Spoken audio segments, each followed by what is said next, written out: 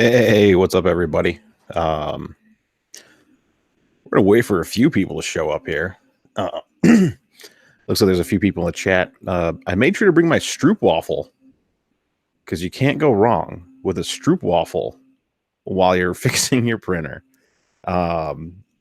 Specifically the honey one. I got a variety pack from Amazon, so I'm gonna devour this off camera. Oh man, that's quite delicious. It's like we got Mark and Thomas and Jason. I love the guy named Gwildor. It just sounds like a 1980s movie character. We got Chris from Practical Printing. Yeah, I got my Stroop waffle, bro. It is a really nice backdrop. I sent him a picture of a backdrop I found online that had like some other printer. And I was like, hey, could you make one with a Prusa printer in it? And he's like, yeah. What's up, Chris?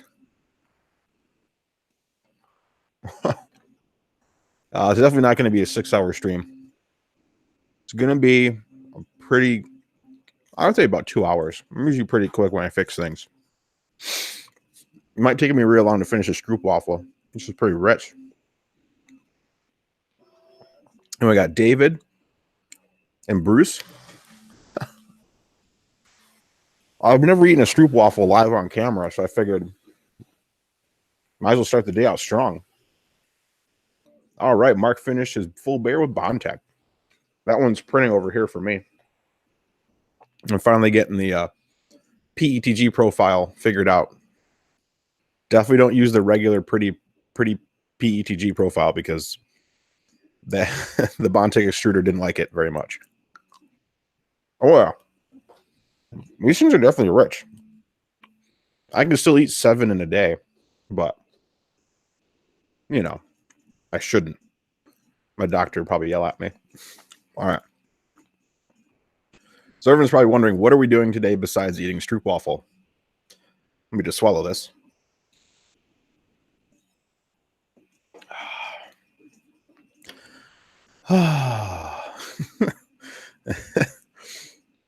Yeah, you better go rent on camera, Chris. Oh, all the Chris's have to eat Stroop waffle on camera. That's a new rule. I just made that up. Yeah, I'm hungry for waffles too. That just a waffle in general sounded good.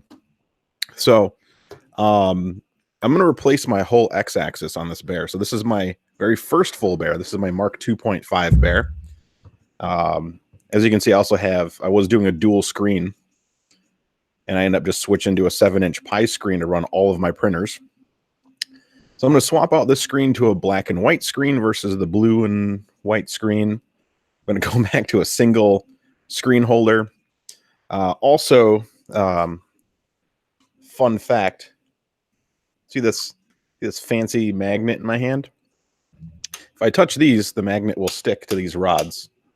You know, well, you can't really see it because it just rolled over. But unfortunately, these old rods on this Mark II, yeah, it's very weakly magnetic. So these are actually soft rods. So these are the original Mark IIs rods that were very soft. And yeah, doesn't really work. You can definitely see the magnetism on a hardened rod. Like it'll actually magnetize to things from a distance. And they don't want to come off. Ugh. So if you take a neodymium magnet, you can tell which ones are the good rods versus the bad rods. These are definitely the bad rods. From a distance, they don't even want to grab. No, not until I stick it on there. And yeah, it still doesn't. So we're going to swap that whole X-axis. And this is also the 0.5 version of the extruder. I have the 0.6 version of the extruder, so I might as well do that too. So yeah, today's maintenance day is swap this and swap this. And I think that's it. I don't think I have anything else going on. So someone just said chromium. Chromium is why they're softer. And these chromium rods do not like these magnets. So get rid of the you can find out if you have really crappy rods by getting nice magnets. So that's why I always have magnets stuck to this thing. Other than that, I think that's all I'm going to do. I have all the printed parts here in this box that came with my MMU2. My outdated MMU2, because now there's an MMU2S. So we got front plates, we got idler ends and newer variant of the Bear Extruder. So it's going to be a fun time. So I'm going to do the easy stuff first. Put this away.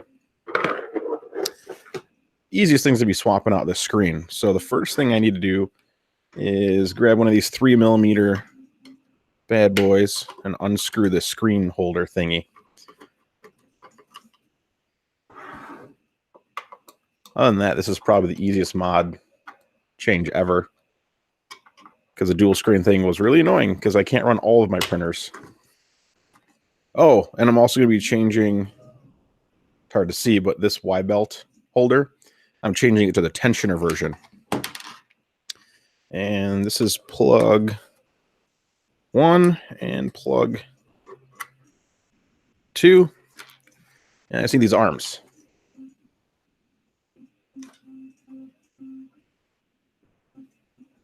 Ooh.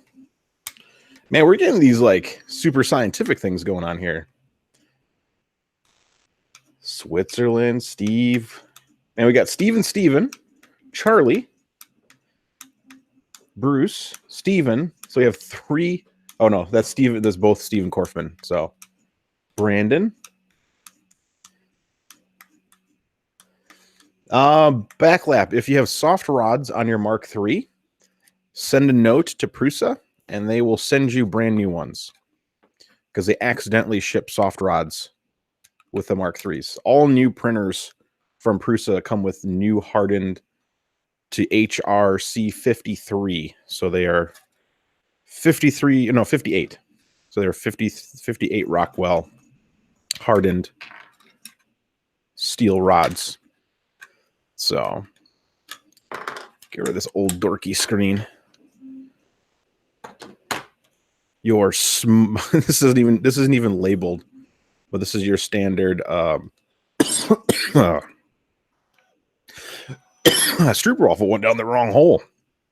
Your standard 2004 smart controller screeny thingy with a really loud buzzer sound. This is actually my first Mark II, so it's had a lot of wear and tear on it. Can't believe the screen is still working.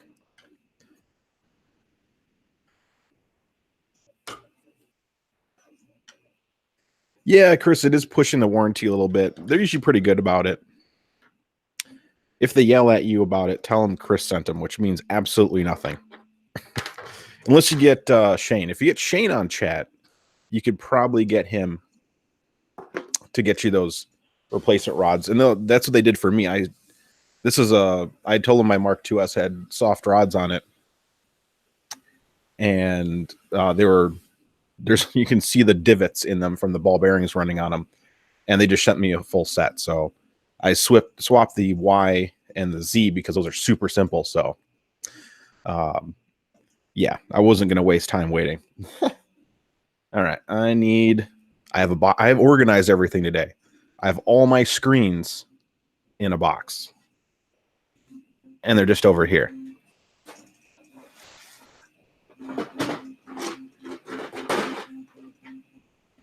Like this is my box of fans. My box of Bondtech stuff.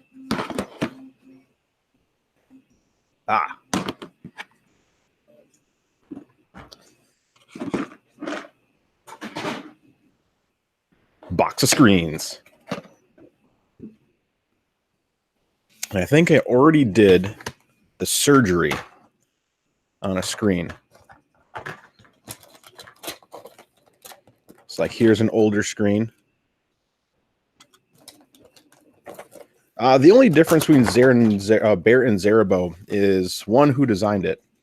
So that was Wolfgang and Marathon and someone else super awesome.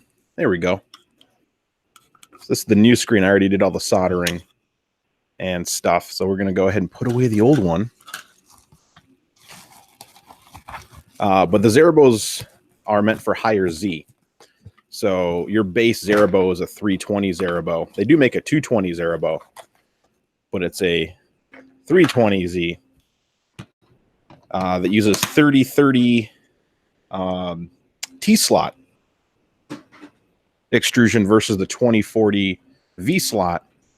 So both are awesome.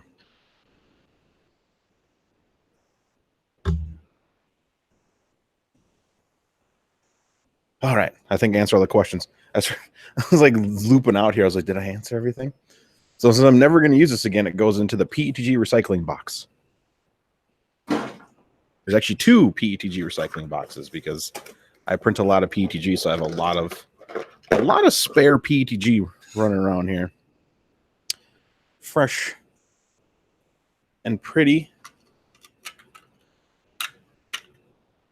Did I not get? Took the tab out there. Look at that. A little prettier, darker screen there. Now I got to find the screw holes and reattach this thing. Oh, which is best? Tom, I don't really think there is a best. If you want to go taller, the Zerabo's best because there isn't like a bare directory for taller firmware.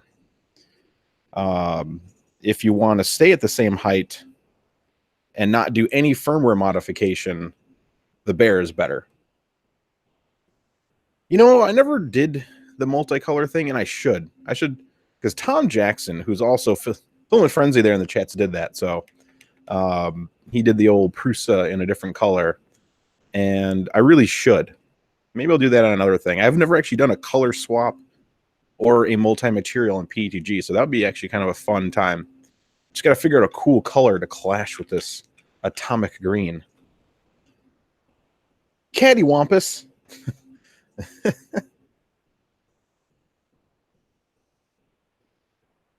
Bear's better. It sounds better.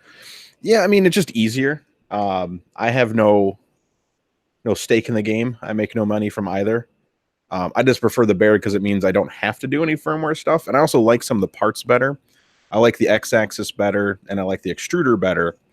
I like the Z-axis and the Y-axis better on the Zerabo. You know, it's whatever. Atomic green does scream for neon purple. I do have the purple from Snow Labs, the one, the sparkly, the dark amethyst, which actually be kind of a nice color clash too. Ooh, someone's got. See, I need to fix my palette. My palette plus is just angry at me. Ooh.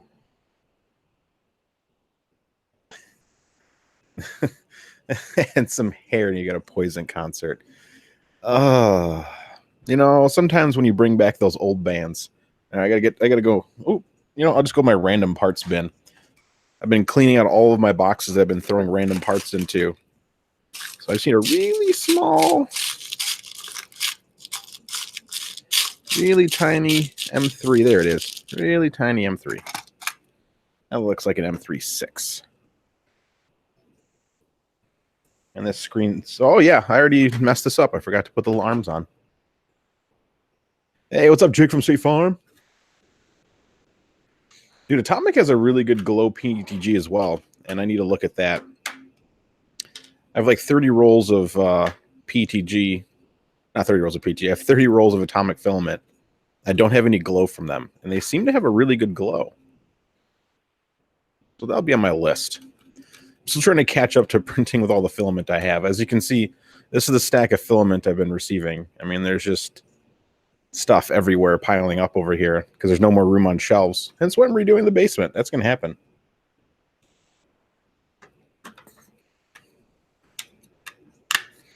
All right, now we have the arms on. Now we can put this thing together. Fastest swap ever. Even though it took way too long because I already messed it up twice. So what's everybody else up to? Who's building something? Someone got their bear in. So they're building that.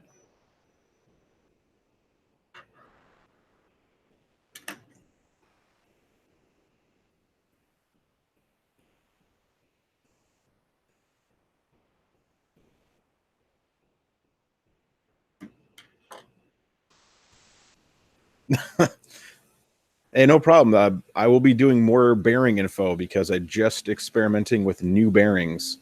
So this printer has new bearings that I'm trying out, and there'll be new rods and bearings that should be here by Friday. There's a 4-day delay on these bearings and rods that I want to test. So as per usual, all right, cable 1, cable 2,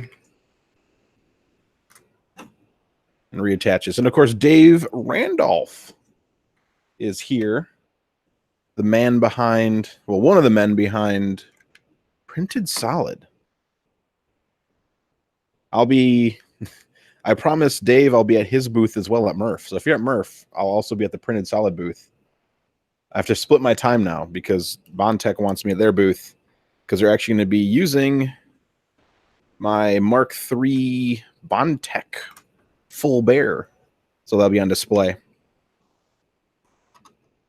Old Salty, you can never be too late. All you missed was me eating a stroopwafel and flipping the screen out for a black on white screen as I walk away from the microphone.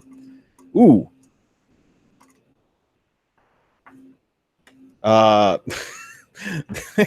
You're rebuilding your Mark III power supply. That's not good, Tom. Let's see here. Perfect. Ooh, MP CNC. That's on my list this summer, is to build a CNC machine. Either that or doing a laser thing. And someone else said they're doing a 1-watt laser thing. And Steve's waiting for his rail core, which I'm jelly. And then I'm here for the after party. The after party will include eating another stroopwafel, because that's all I have for party goers. You can have as many screws and bolts out of my random screws and bolts thing that I went through my box of PTG prints, and I kind of just I have so many screws and stuff that I bought from McMaster-Carr that I just start throwing parts into the parts bin going, oh, I'm going to recycle this later, and be like, I should probably remove the screws. So I got a nice hefty box.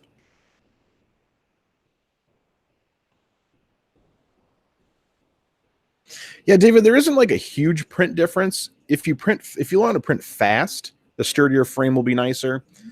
I call this more of a really nice quality of life improvement, because a lot of the benefits to this definitely improve how you maintain your printer. The better x-axis, the better extruder. So you're going to be less tinkering and trying to get the prints right when you can just take a really quick once over, and it's, and it aligns easier. I don't know. I just like it. All right, let's remove this idler. So I can replace this idler with the screw-on fancy idler. I also need to swap. These are toothed idlers, and they are not very round. They're, in fact, very oval. So you can see this is a toothed. Oh, boy. It's really hard to see because it's so far away, but that is a toothed. I tried those. Not a fan because they're not round. So I'll watch it print, and it looks like it's wobbling, but it's because the silly center isn't centered, and it's going crazy and blah, blah, blah. Oh, yeah. I need more desoldering practice. I'm still building extraction hood. So I need to take care of the extracting part before I really mess too much with desoldering again, because I end up just huffing all the fumes. And it was too silly to order an extraction hood. So I decided I was going to print my own. Ha. Ha, ha. Ha, ha. So I'm designing something. Everyone watch out. You're going to see one of the worst design things ever. All right. So here's the adjustable one. Come here. Ah, there you go. So the adjustable one has an arm. And it gives you 3 millimeters of adjustment, and it only works in a linear fashion. So can't wait to throw that on. Let me find some smooth idlers in the 20T shape. They should be in magical drawer number 3.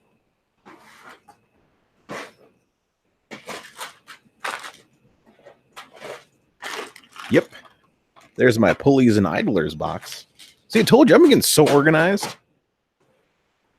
When updating M3S is a good idea to put a new axis belt on. David, if you see any wear on your belt, certainly. Especially large frays on the edges. But if you're not seeing much wear on the belt, just you can reuse the belt. There's no harm in that.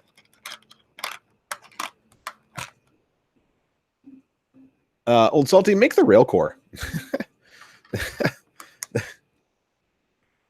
There's no tough choice there. That's the more fun build, in my opinion. I better put the old one away. I'll never use this thing, but I save everything just in case. Ooh, Brandon, good question. How do you add 7x7? If you go to the Prusa GitHub, that is step 1. The Prusa GitHub should have a request for 7x7. Chris Stahlbreck, he has one that is available for the community. So hit him, just go there and it should be downloadable straight from there. And I believe it should also be there in the Prusa community Facebook page. Nothing like having square idlers. Basically, these Chinese idlers are the bane. Nobody makes a good toothed idler in the 20T or smaller size with bearing. I mean, you can get Masumi idlers, but none of them have a bearing, so they're not what we need. So be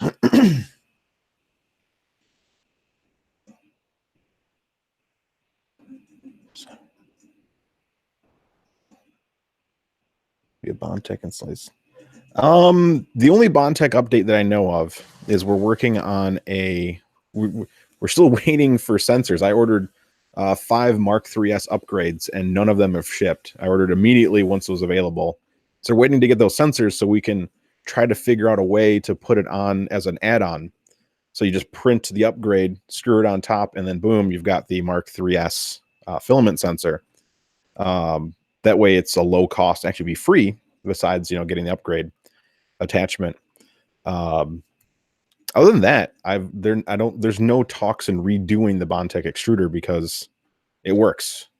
And why make people pay twice to get something you just add on quickly? So, all right, I need to find the right screw.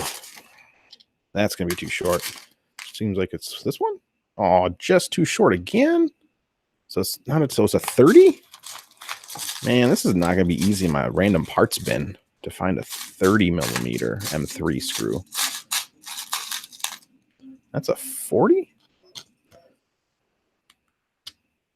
Oh boy, that looks horrible.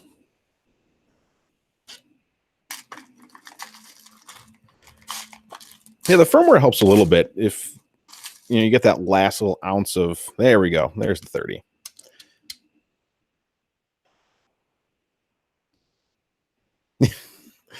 Yeah, Dave, everyone rush over.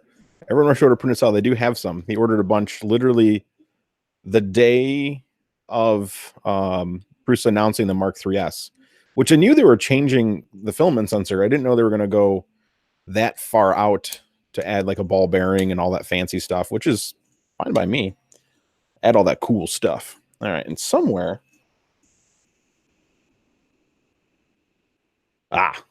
See, I moved it.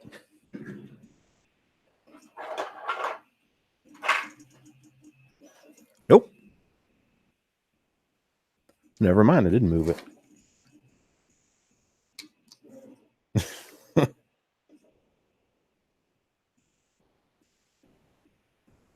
All right. Need a nylock.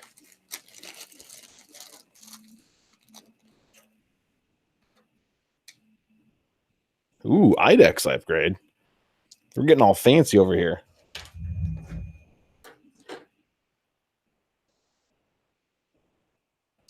There we go. Always carry that random 7/30 seconds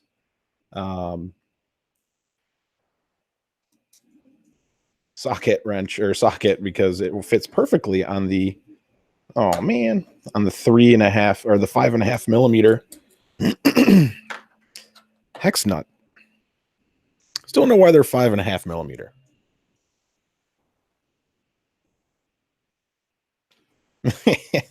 Mark, we don't mention that person here.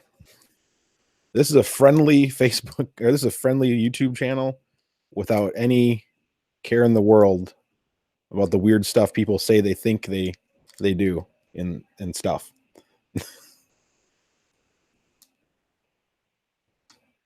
All right. Look at that. It works. You can talk to me now. So let me get it partially set up. Oh, I got to find a second one. Oh, the one random length screw that just isn't easy to find in a parts bin. Got plenty of...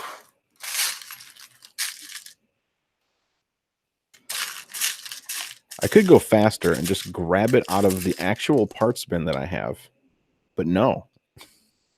I'm going to dig and dig through this thing to find the one random length screw and just eyeball it, of course, because, you know. Yes, this is a no drama cast. All the YouTube lives will always feature non-saying of things that don't have anything to do with funness. If it lacks fun and entertainment in a good way, ain't gonna do it here. We got standards. And of course, I'm just finding 45s. So I'm gonna cheat and go right into my spare parts bin that's organized and has everything exactly the way I need it.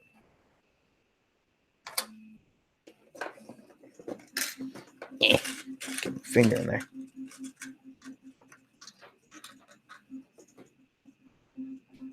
The brim is falling apart, you say. Is the bed too low, or would you use it as an adhesion for the bed? Is it a PEI sheet?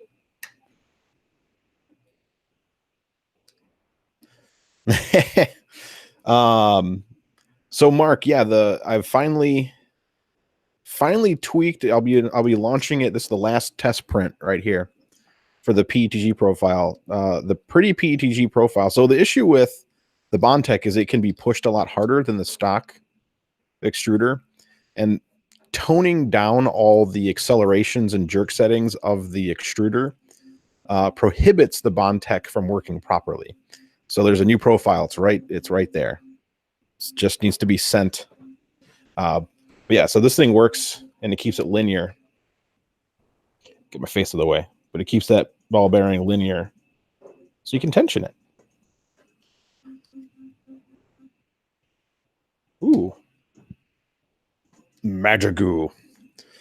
I've never been able to use a Magigoo successfully unless it was on glass.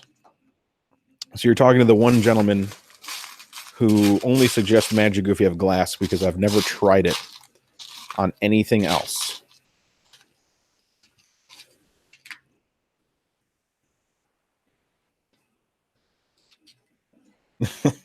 Oh, Salty. Bye, Salty. I'm sorry. We can bring some drama here. I wore socks with sandals one time, and ever since then I stopped wearing sandals. I'm not really something much. I'm adding a Y belt tensioner onto my Bear frame. I flipped the screen, and this was my very original Mark IIs that I converted to a full Bear Mark 2.5. So the X-axis has not only the older Bear parts, but also has soft rods. So the rods are going to get swapped and a whole new X-axis built. So this is the Atomic UV Reactive Green PETG.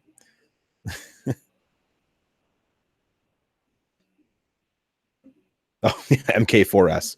No. No, there's no fours in here. I would expect socks with sandals to be in right now because it's really cold out. Like, if I'm going to wear sandals, I'm not going out without socks on. So I hope that everyone wears socks with their sandals right now, because nobody needs the frosty toe. If your toes are turning black, you should probably, you know, put some socks back on or put some shoes.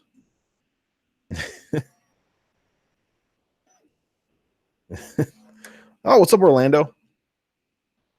So, Orlando, you're going to be at Murph as well, correct? And no, Atomic does not have a Canadian retailer. All right, William, you take care of your Munchkin. I will continue building on my Munchkin. All right. Do you have your own booth for all 3D makers, Orlando?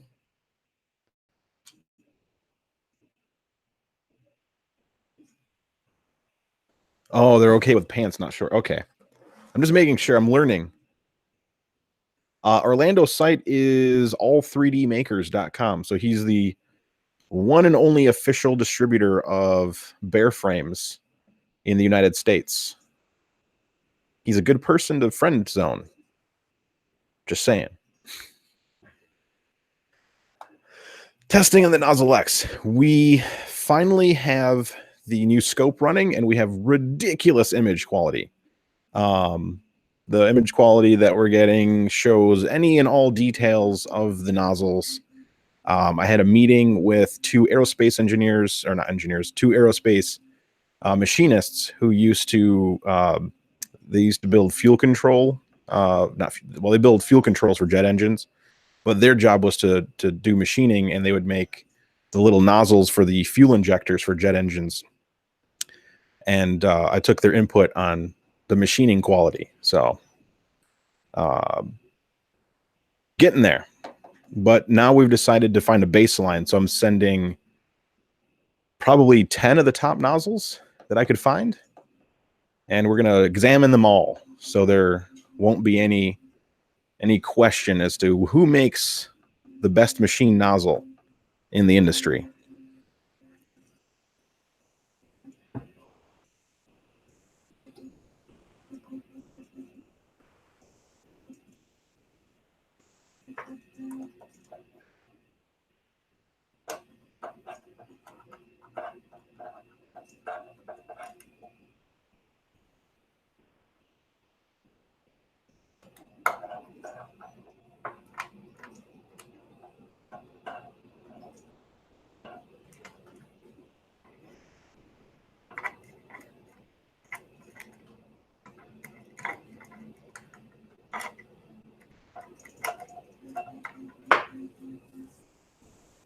Did it.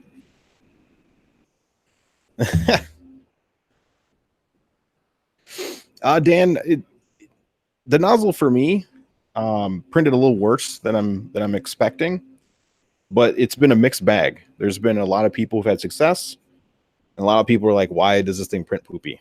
So, it won't wear out. So, use it. Yeah, Sanjay probably does hate me. Um, but it's for good reason. You know, someone had to ask the question, why does this look weird?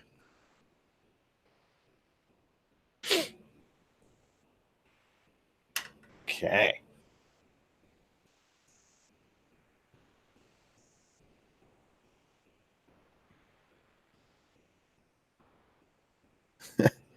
You can't wear out a ruby with just regular PETG. You silly panda. All right. Time for a belt adjustment.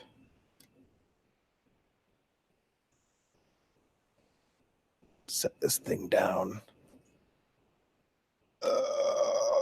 There we go.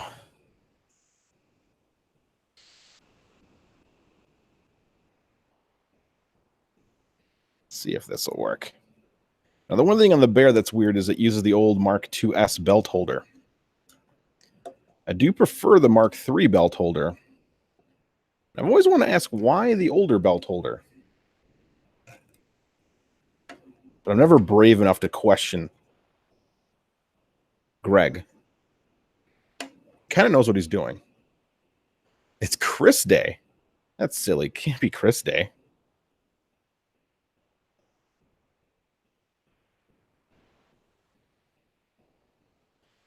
Yeah, Tony from Railcore, he also had one on his, and he removed it.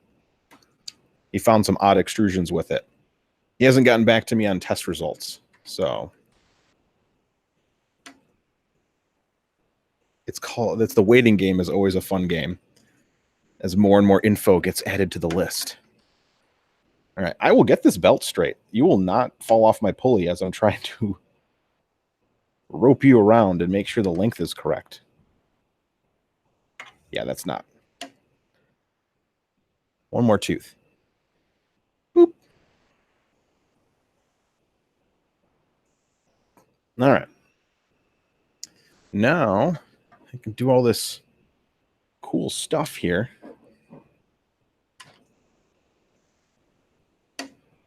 That there. And please don't tell me I lost the thing I grabbed.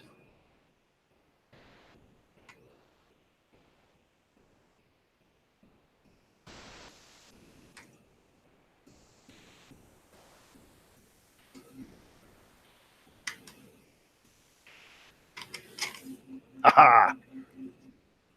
And now I have a belt tensioner. Good question, Orlando.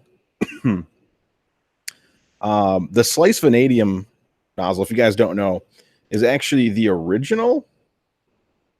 I guess I like to call it the original Nozzle X. It has the same anti-filament coating, same nickel-coated, much harder. It's actually made out of a high-speed tool steel, so like 68 Rockwell, and it can take up to 500 C just like the Nozzle X, but it came out last year. So it's the original Nozzle X. Is it really good? I'm printing with it right now, and the quality is great. It's way better than a regular hardened nozzle. There's definitely a little bit of, like, compared to brass or whatever, there's definitely like a small noticeable loss in print quality, but nothing that, you know, if you used a regular hardened nozzle, it's like, yeah, this is way better.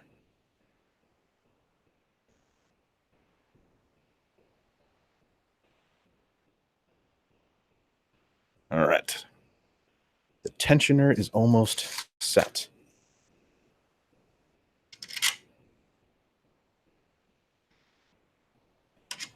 So I need to screw slightly longer than this one. Is it in the parts bin? It's probably in my parts bin. I probably shouldn't sing. I'm going to lose people. Yeah, Slice is an awesome US company. I love the Mosquito nozzle. That thing, I had that on my Mark III for a while, and it prints amazingly.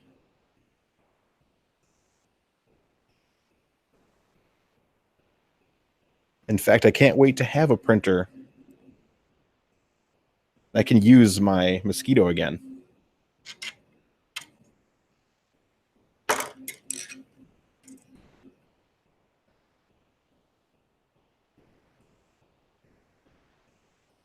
All right, Y-axis belt tensioner done.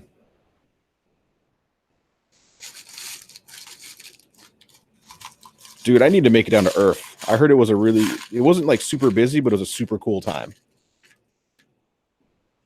Yeah, Bondtech makes they do make a M version, the BMG M, which works with the Mosquito.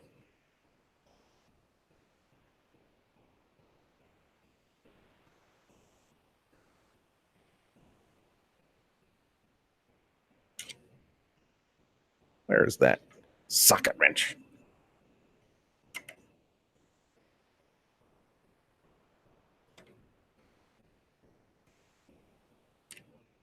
All right.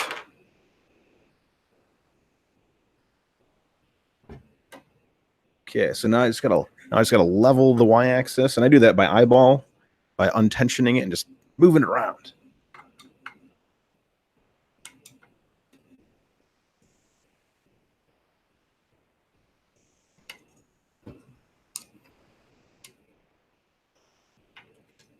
All right. One y-axis finished.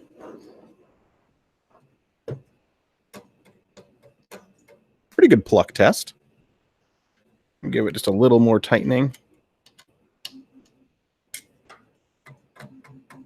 There we go. Yep. One smooth y-axis, one new screen. Now it's time for the hard part. The x-axis. I'm going to make it easy on myself. I have all of the x-axis parts. So I'm just going to build a whole new x-axis. We're not going to take the old one off. We're going to take that one off later. So we're going to move that off camera. I'll face it towards the camera, though, so you guys can see the pretty side. Ugh. And now I can go back to looking at what's going on in the chat.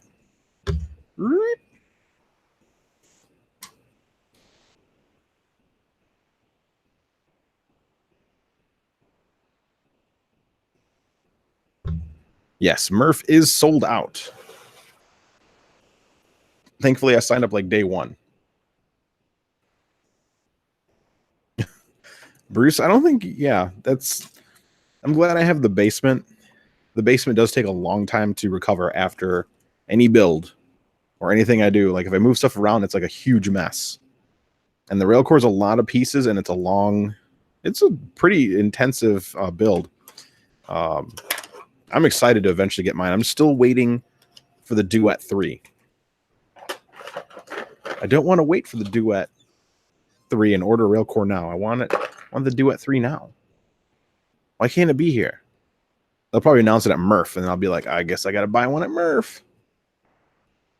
Oh, man, 1 kilogram is more than enough. You will print, if you use just one color for everything, I wouldn't, but because the extruder should be black. Well, it doesn't have to be if it's the Mark 3S. Yeah, you can use probably 3 full sets. It's not actually a lot of printed parts, and most of them are tiny. It's very, the biggest printed part, the screen, which is the same thing as the Mark III screen and Mark IIS screen, so it's not a lot of material and it's pretty small. But then the X-axis pieces, those are the only 2 big pieces on there.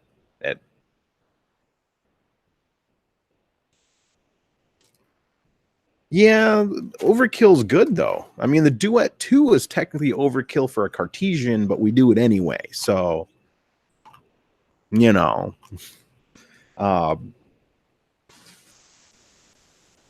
Plus, Printed Solid is going to have a sale to February 22nd, so 2/22/2010.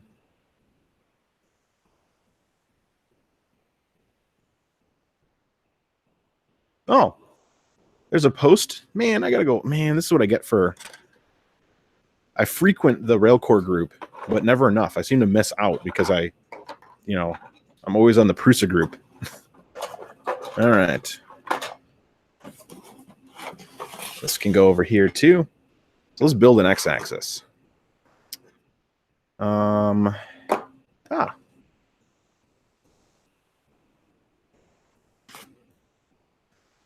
I have no idea what the sale is, but the pictures on the sale showed filament sales, color fab overstock sale, and they showed a Duet. I don't know what the sales are going to be. And you can use code Chris is silly to save to pay an additional $1.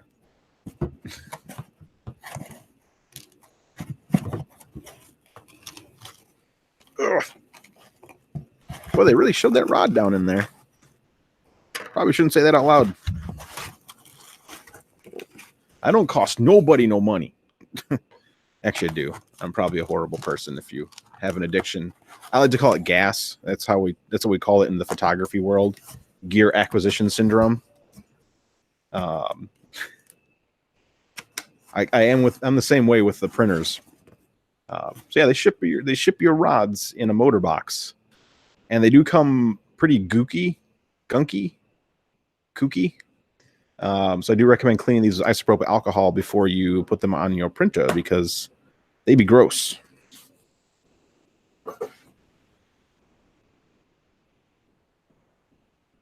That will be on the 22nd. So that's 2 days from now. Today's the 20th. So Saturday? Is that Saturday the 22nd? Today's Wednesday. It'd be Friday the 22nd. I thought today was Thursday. I should probably know better because today was Wednesday and I had my beard and head shaved. Well, I had my head shaved and my beard trimmed. So I should probably remember that I had my appointment today. All right. So we have our new X-ends. I'm also going to be swapping the spiral cable wrap on my X-axis for the fabric one because they included it, which was kind of weird. I didn't ask for them to include these fabric thingies, but this is way nicer than the the spiral cable wrap. We'll do that once I start taking more stuff apart. But here are the rods. And again, there's a distance in which you can shoot these at. The smooth rods, you can't just let go of the magnet and it attaches itself. So this is a hardened rod. Not afraid that this will wear out. So let's clean this thing off. We need a paper towel and some isopropyl alcohol. You know, back in the day when I did these YouTube lives, I can see how many viewers I had. No longer has a viewer box for me. Ouch. Yeah, Mark Orlando does have a storefront. He just pulls up in his car. He's got a really big van. You tell him what you need. He's always got what you say. He's always got what you need. Yeah, someone always has to say it. Yes, this is very true. All right. Yeah, it's like a food truck, but for 3D printing people. That would be so dope to bring to Murph. A food truck full of 3D printing gear. See, Dave? Oh, just 71. It's a refurbished ice cream truck. There you go, Dave. Printed Solid needs a food truck that sells 3D printing stuff. And you can live in it down by the river. Plenty of rivers in Delaware. In fact, I think there's a river called the Delaware River. And I think there's a garbage can right behind me.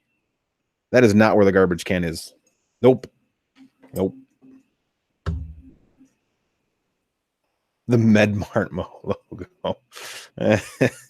We do have a Medmar in Rockford. I haven't looked at the logo. We have Stepper He's like nachos with that. Oh my gosh. So I just realized I used let me get this thing out of the way. I don't need all this nonsense blocking my face. I used black screws, the black oxide screws and all that. So I will have to take apart the X-axis first because I need to cannibalize the parts off of those. I didn't want to do that. So let's do the painstaking process of ripping apart an extruder. I don't need my phone. Yeah, Trinamics with that. It is a nice spray bottle. It just mists. It's what I used to. Makes a nice mist that covers the entire bed surface. Do not put the other stuff that we use to clean things with in it because it'll melty it. Whatever the thing's called. Acetone. Don't put acetone in there. That'd be bad. Okay, let's start ripping apart an extruder. Come here, printer. I'm going to hide what I'm doing from everyone. Yes, Dave, you can. I actually have a Bear X-axis and Bear extruder on the blue printer, which is now being covered by the green printer. But yeah, you most definitely can. And it works smashingly.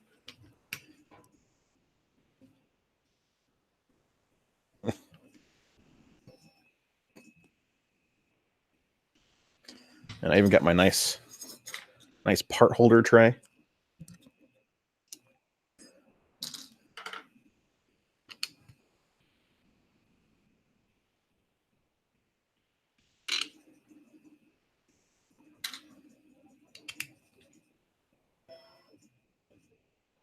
Yeah, Amazon, look for a Mister bottle. M-I-S-T-E-R.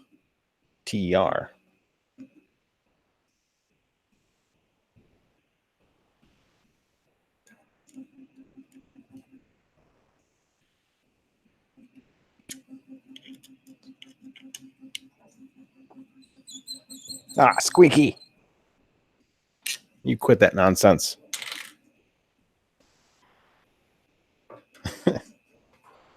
Yeah, definitely don't smash your 3D. Hey, Wild Rose Builds, thank you for joining. I love your videos, your time lapses. Those are super sweet. If no one's seen them, you're probably living under a rock because they're super dope. I need to work on my time lapses. I think I recorded one not too long ago. I never post that nonsense because... Okay, I don't have the proper tool here for what I need to do here. I need to find a 2 millimeter Allen key. Where are you at? Aha.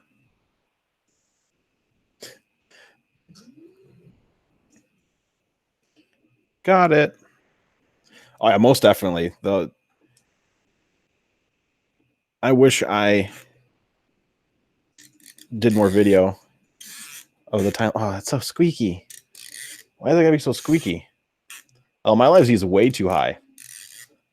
Oh, that's so squeaky. I don't have any kids to bring to Murph, but I'm bringing one of my printers. So technically, I'm bringing one of my children that I built. If that makes any sense. That doesn't make any sense at all. Oh, good job, Steven. That Sanan fan puts out so much more air.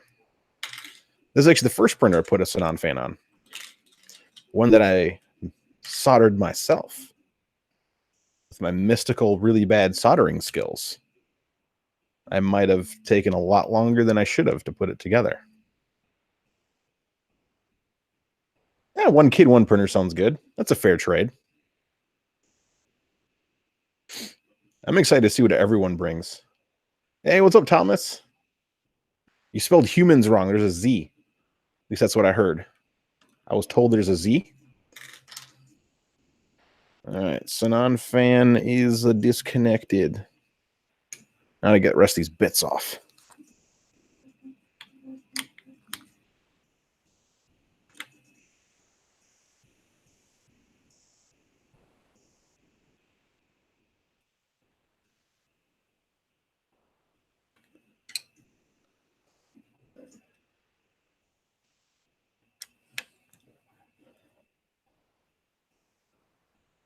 Yeah, 40 by 40 by 10.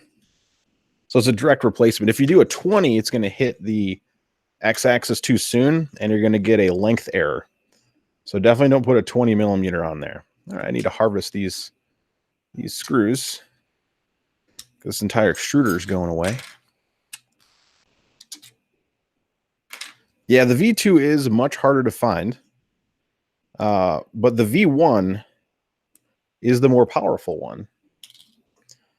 So pick your poison. Do you need more power? Yes, and 5 volts. If you need more power, you go with the V1. It is like a 1/10 louder than the V2. It's still not louder than the fan at 100%. So if you print like a lot of PETG or ABS where you don't have the fan on, or you don't have the fan on high, you'll definitely hear the Sanan more than anything. But if you print PLA, you still hear the print fan more than anything else.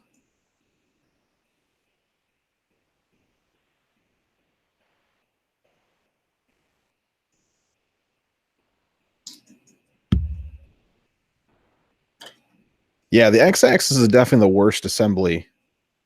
All right, this is going in the...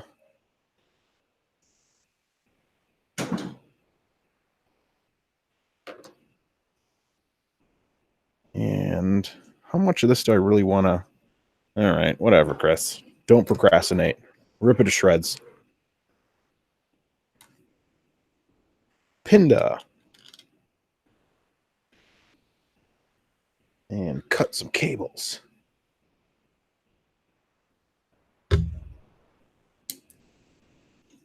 Okay, fan and Pinda probe disconnected.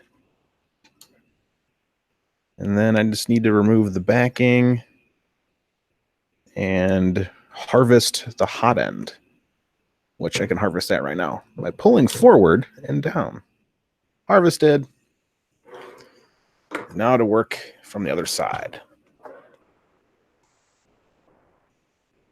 Yeah, nobody makes a good blower. The thing is, the best blower fan that you can get would use a liquid bearing, and ain't nobody going to make a liquid bearing 50-15 blower fan. That just it's not going to be a thing.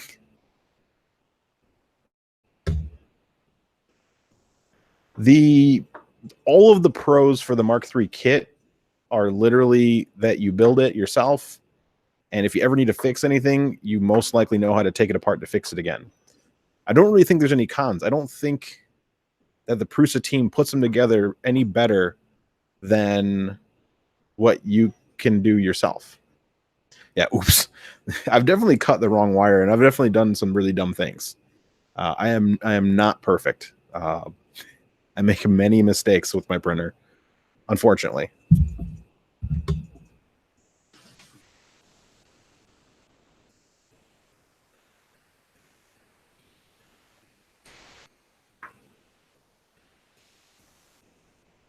All right. These will go here.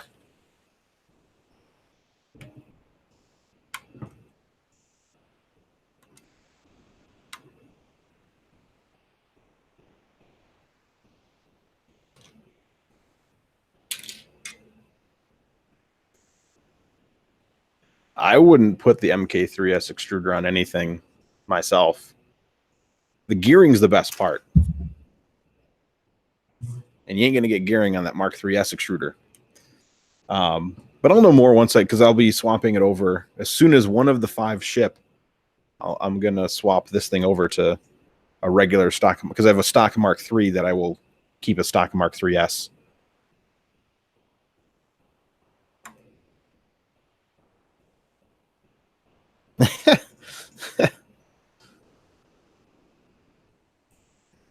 It's not so much handled as I started getting frustrated. It's like, you know, I test my own self with doing more research. And then everyone's like, well, do you have an answer yet? Do you have an answer? I'm like, y'all calm down. Everyone just calm down. Like I can't send things to Germany any faster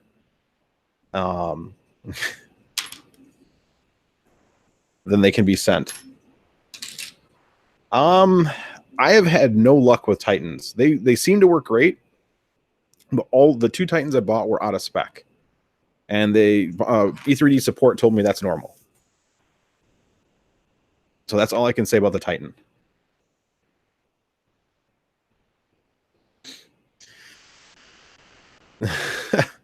Yeah, you know, I wish I had even more restraint. It's just, you know, if it was anybody else, like going like, you know, let's say a big YouTuber was like, hey, I don't like this thing. And then people started bugging them every minute about stuff like 2 days later, let's find out if all of the information is done. You know, they didn't put themselves in their own shoes.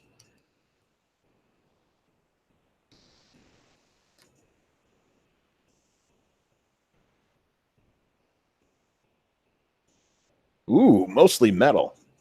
Yeah, the Titan Arrow sounds really good. I hear really good things about the Titan Arrow. Those seem to be really well machined. It was on the Twitter, which is a horrible place to have a discussion because not everyone can read or follow the exact line of the conversation. And then people kept trying to butt in, like asking points. And I was like, I've already answered those points, but I answer them, you know, 9 other people. So you end up just repeating yourself, and it gets annoying.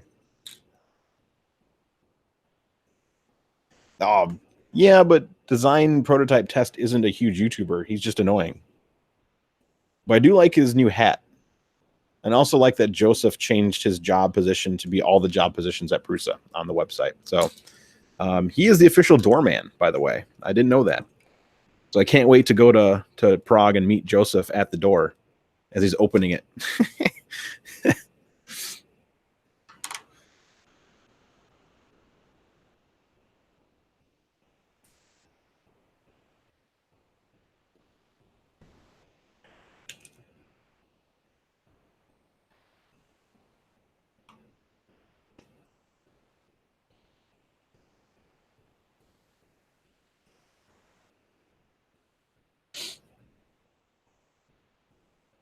It was really funny about the guy from Design Prototype Print, because he said that like there's no other staff members, but I just had a staff member on chat here. I literally did an interview with Nicholas from there, and I'm like, there's nobody else there. Like I just had somebody. I just like, yeah.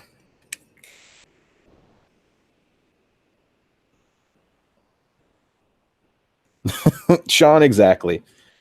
And for me, it's whatever. I mean, I said my 2 cents and left. But the community itself is amazing, and these little annoyances aren't a big deal. They'll clear themselves up. Everyone's got to be more like Tom Jackson. That's literally the guy that everyone needs to like. Yeah, everyone just calm the hell down and eat a fish and chips. I mean, that's the Tom Jackson way. Hey, what's up, Phil? Oh man, I've been craving a Big Mac. I always eat one a year, and I tend to be. You might tell from my large size that I'm slightly a foodie. Tom Jackson is a saint. I don't know how he puts up with stuff. I think he's kind of like Martin Lawrence from Bad Boys, and he's like woosah, and everything just kind of just passes over. So he's definitely like the ray of sunshine in the community. Whenever you need whenever you're having a bad day, just head over to Tom's Twitter page and be like, "Oh, you printed something cool," and you feel better. At least I feel better.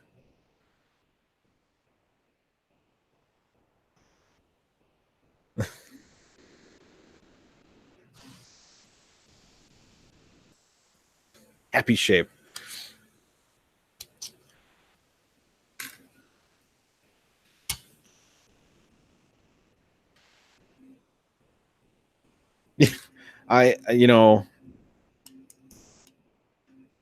That's because there's, like with any hobby, there's 900 ways to solve the same problem.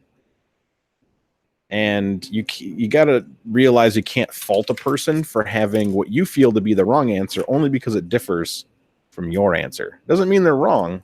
Doesn't mean you're wrong. You can both technically be right. And that's the hardest part with any of these technical hobbies. There's not one answer for everything. It's the worst thing. Getting these filament sensors out just spins and spins, and then I gotta go grab my knifey tool.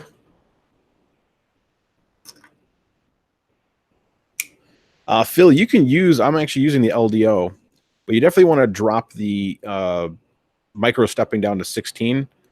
You might get the occasional hiccup, and the printer will pause trying to catch up, trying to do 1660 E-steps. I didn't have an issue with it, but I also don't run Octoprint, and Octoprint's a big hog. So, well, the square nut, because they don't rotate. Hex nuts are awesome, but if you torque them too hard, they might spin, and you're stuck. The square nuts won't accidentally start to spin. It's really hard to mess up that. So I think that's why. I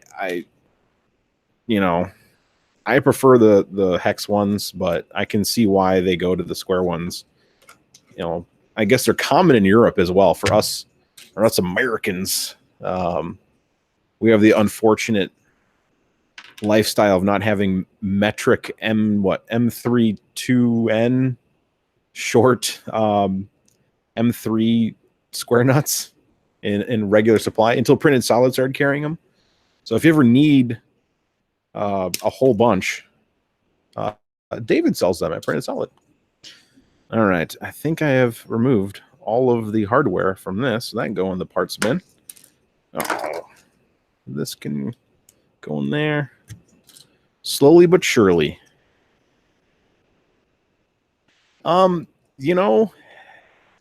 I bet you the quantities Prusa orders them, they're probably A-okay. They did use a lot less square nuts in the Mark III's extruder, so I'm super excited about that. That makes a kid like me happier than it really should make me.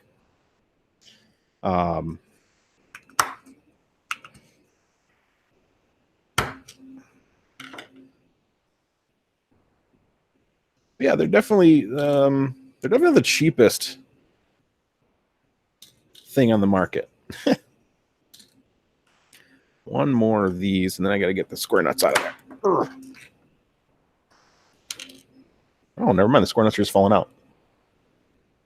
That's true. If you wait for the China Post from AliExpress, you can get, what, 500 for pretty cheap. Ow! Son of a... That hurt. Stabbed myself. It's okay. I'll live. All right. Anything else left in here? Yep. One more square nut. Because what would the world be? There weren't square nuts and zip ties on my Prusa printer. It's funny, is everyone complains about zip ties, and I'm like, man, those things are easy to work with. These square nuts. You know, eventually it'll grow back. It's just a hole in my hand.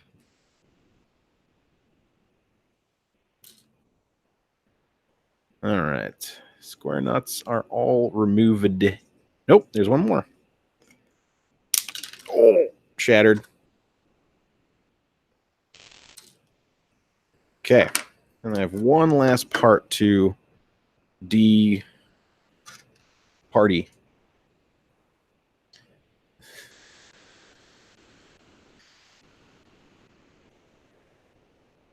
Hey, an engineer invented zip ties. So there is one engineer that will approve of them. And it's that guy. There is no setting for it. On a regular printer with regular Marlin, you could do that. Unfortunately, on the Mark III, they have locked micro stepping to 1/32. So you will need to compile firmware. There is a community firmware at GitHub / I think Prusa community. If not, there will be one. There should be one soon. What's up, Michael?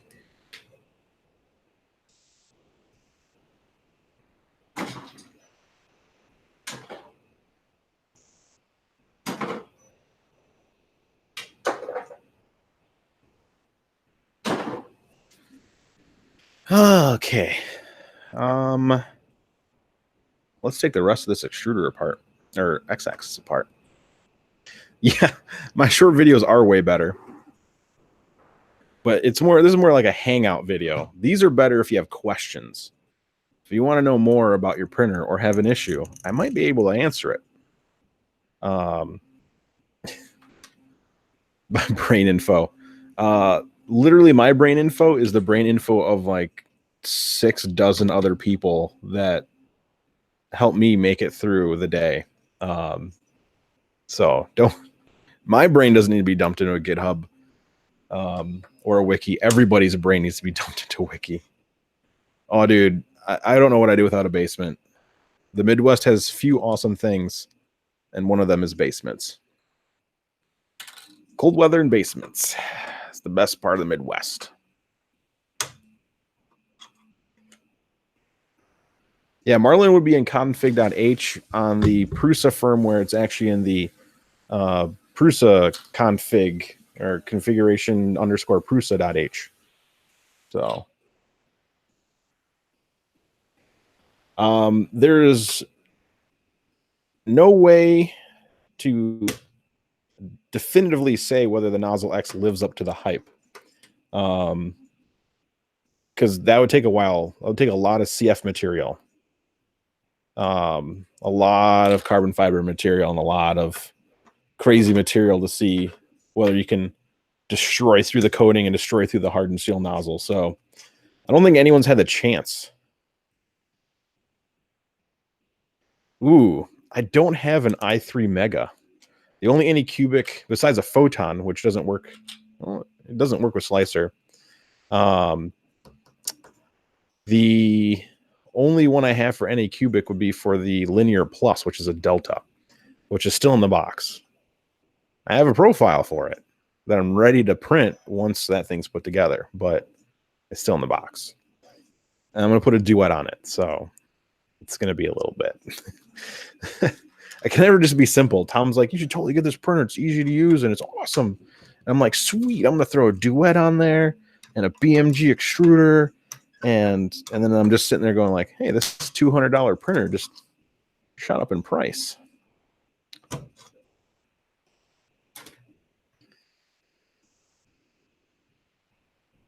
I don't think you need to do much. The Ender 3 prints great. I mean, I'm not knocking the Prusa, but I've seen some ridiculous prints out of the Enders. So I don't think you got to do anything, really. Just keep honing settings and just make sure everything's sturdy.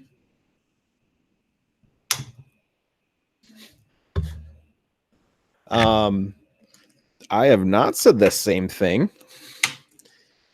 I've definitely used it. It's definitely already off of my printer because it's being shipped to Germany. Then I'm testing its direct competitor right now. So yeah, that is going to be a really nice Delta. Yes, I have seen that new Nova hot end, and that looks really sweet. 3D printing lab, signs of moisture, always the popping sound. And also printing very fuzzy. Popping sounds definitely like the number one thing that if you hear any popping noise while you're printing, those ain't air bubbles, man. That's moisture. And that moisture is going to turn into gaseous vapors, and it's going pop, pop, pop, pop, pop.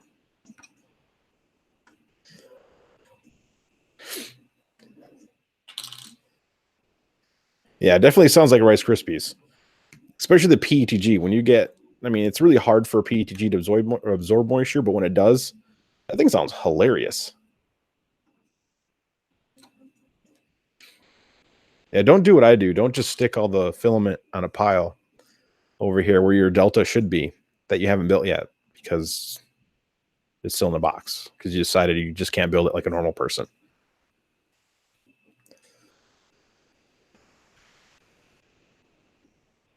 Ooh. Okay.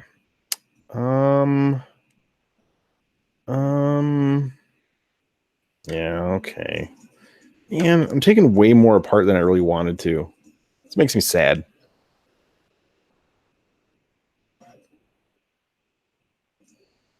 Uh, 3D printing lab, what surface are you using? What build plate and what surface is on that build plate?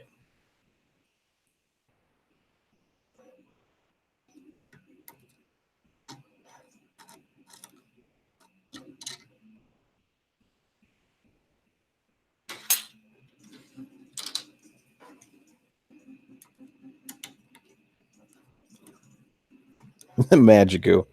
Everyone in their Magigoo.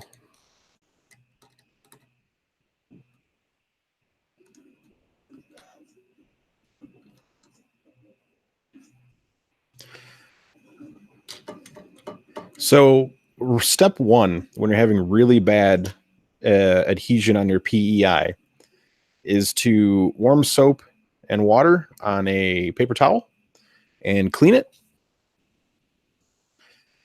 And then once you're done cleaning it with soap and water, just a little bit of isopropyl alcohol on that paper towel, and then check how it sticks. If it still isn't sticking after that, you need to refresh it with either, I mean, I would start with with acetone. Use acetone to refresh PI. If that doesn't work, if none of those options work on your PI, still nothing sticks.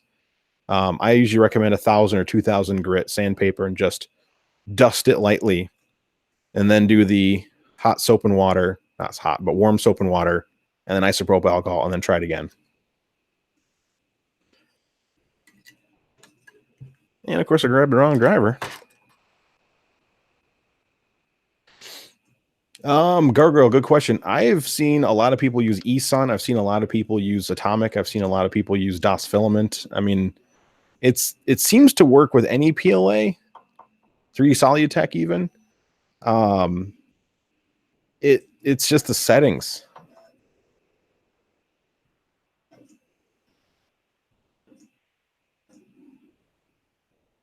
Yeah, and Marcus is right. Definitely a slow first layer speed, but most people are printing at 20 or 15. Scotch-Brite works too.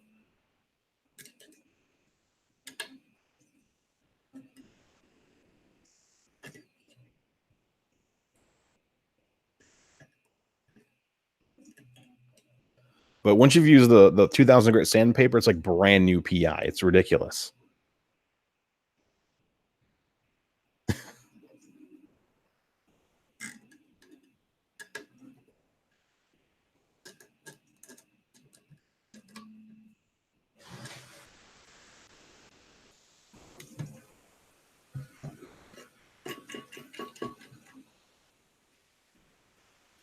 All right.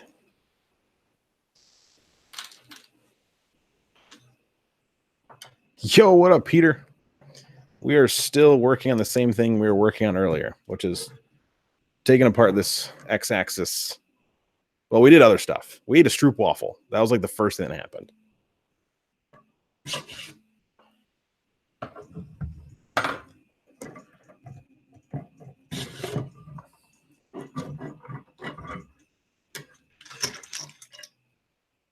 Ah. Yeah, Dave, you should tell us all your secrets. No holding back.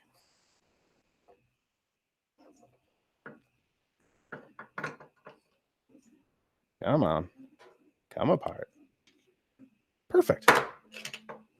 Yeah, you're not allowed to miss waffle time. If you miss waffle time, you have to go find yourself a waffle and eat it while watching the rest of the stream. So I need to start adding penalties for not showing up for waffle eating time. Ugh. All right, we're almost done of this part. Oh man, I forgot about the only thing I don't.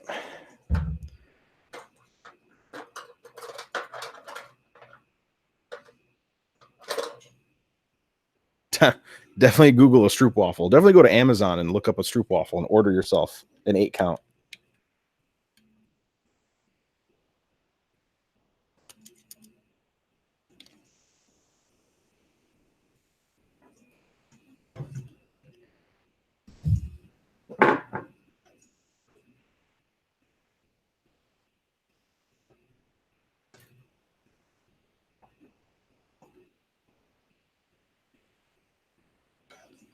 More things coming apart.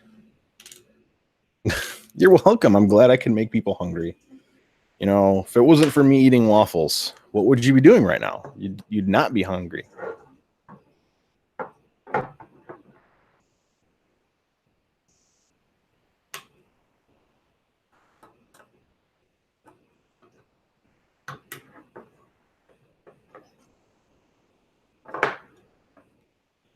Okay.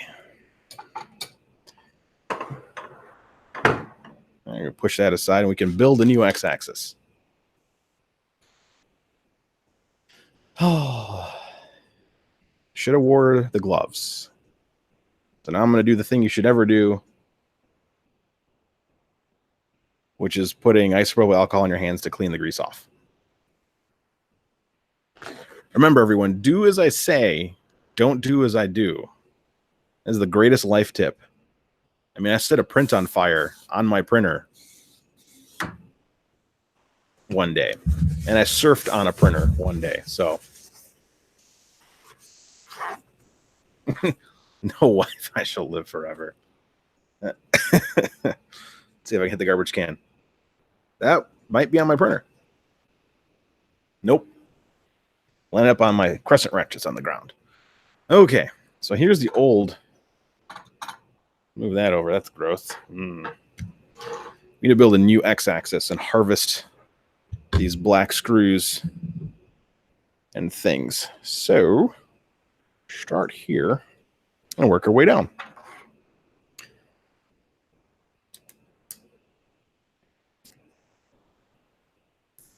Yeah, the printer surfing was definitely a fun time.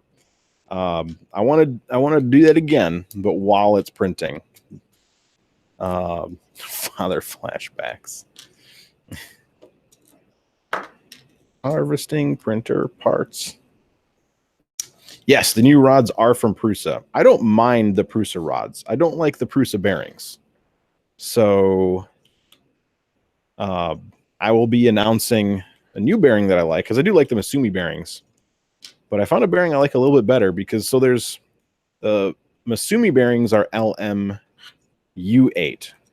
And the U stands for the seal. It's a single sealed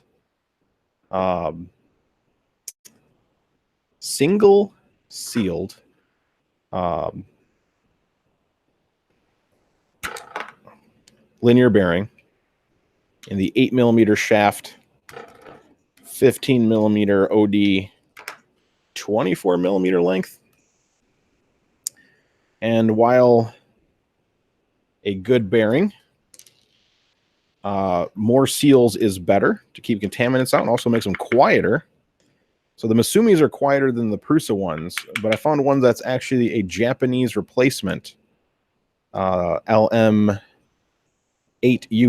So it's only 60 cents more or 80 cents more than a Masumi bearing. So, and you can order them from Masumi. So it just takes longer because it's not a Masumi bearing. So that's not coming out. So I'm just doing some more tests, and I got some rods coming in to see if they fit these other rods, and they fit on Prusa rods, and they're quieter. The Mark III there is running them. So they're just nicer bearings. And Printed Solid has bearings I want to try. They have the LDO bearings, but y'all out of stock, Dave. You're always out of stock of the things I want to buy. I'm just going to put a silver one in there.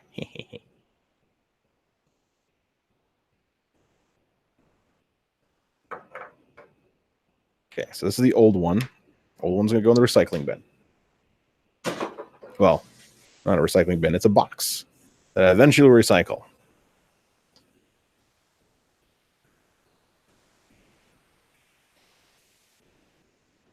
Okay.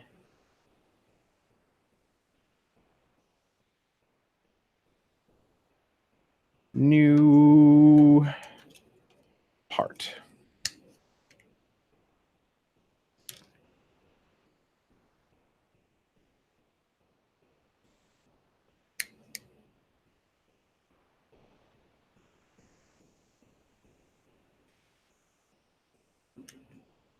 Bad batch of filament.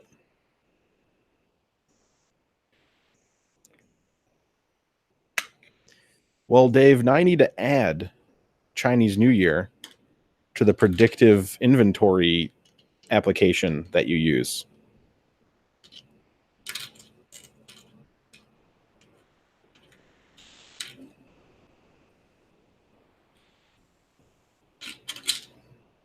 Aha. This is what I want.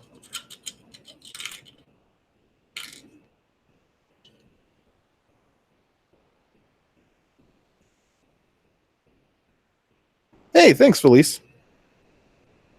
I'm glad you enjoy the craziness that happens here.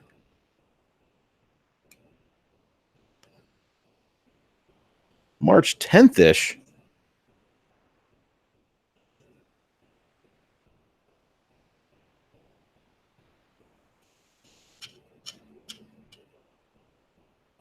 Hey, what's up, Pete?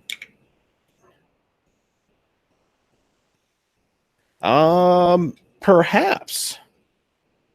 I never take anything for free. I'll have to give you something.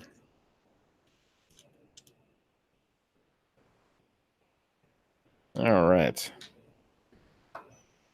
Get the bearings in there. Remember, cross your bearing paths. So we're going to do, excuse me. That is a bearing path. And do that as a bearing path. Okay. That was simple.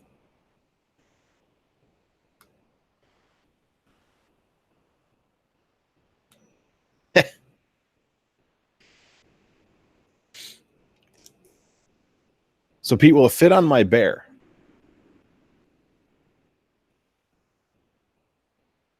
Because that's definitely the printer I'd throw it on.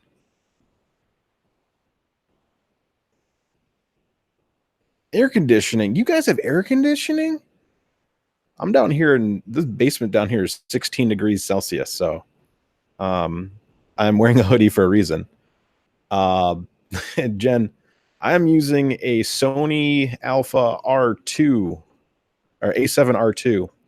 So a $3,000 digital SLR with a cam link, which just converts the video over to HDMI, which then I am importing into the Mac here. It's a very ridiculous setup for it.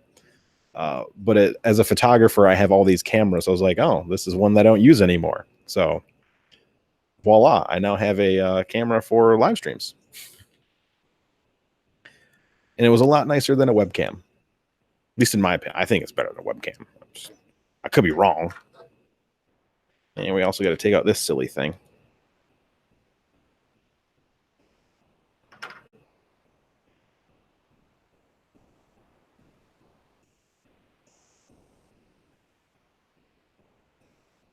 It is pretty quality video. Definitely overkill for the YouTube channel. There's also a 25mm Zeiss lens on it, so it's a ridiculous setup for this. But this is stuff I just normally don't carry with me anyway, so it can stay down here in the basement and be a camera. Okay, I need to find. It's in this parts bin.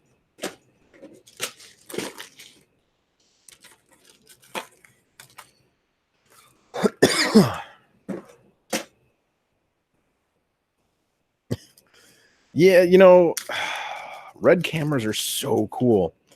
I'm not a videographer. Like I hate editing video. I love good video quality.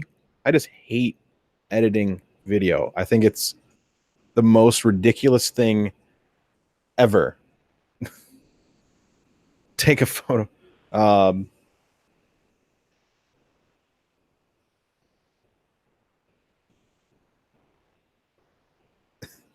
It's really the worst setup ever. I'll add it to the post I made. It's just a carbon fiber tripod with a fancy camera on it. Where's my post? I'm dying over here. I don't even know why I'm coughing. I started coughing earlier today. I went to the Thai restaurant and ordered some papaya salad, and it was, I asked for medium, and I normally get like the ridiculous spiciness, but I was like, I'll just get medium today, and it still came out ridiculously spicy. So I think that might be it. My body's still readjusting to getting back to super spicy food. The Prusa Community Facebook page has the one profile I made, which can help. The Prusa profile works pretty well. You just have to tune those settings. What? Yeah, well, someone's always going to dislike the live stream. I'm just talking about random nonsense. I was probably the one who disliked the live stream. I can't even find my post. That's it. I'm going to look for posts by me. Posts by me. Let's see, posts, most recent. And there it is. Boom. Post the photo of my random camera setup. All right. I need a new idler. No, wait. I put the new idler right here. 20T smooth idler. There we go. Done and done.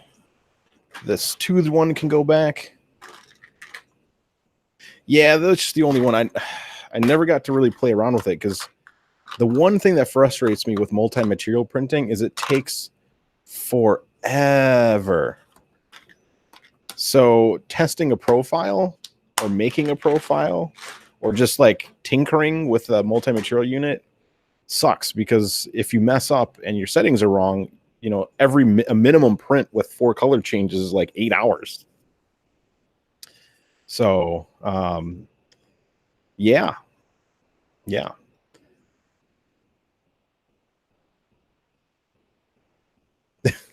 No, the dislike came from the Anti-Chris Association, the ACA. Oh man. Ooh. I do, yeah. The peak design quick clips are awesome. That was my main strap I had for the longest time. Back to a rapid strap for now because it's just a little bit less a little less cumbersome. I just throw yeah, just do them live so I never have to edit them. And that is true. That is one of the nice perks of doing live streams is the amount of editing time is minimal. All right, so this is what we're at again. I need to harvest all the parts off of this. Let me pop these M318 black oxides. Yes, the Affordable Care Act hates the Chris.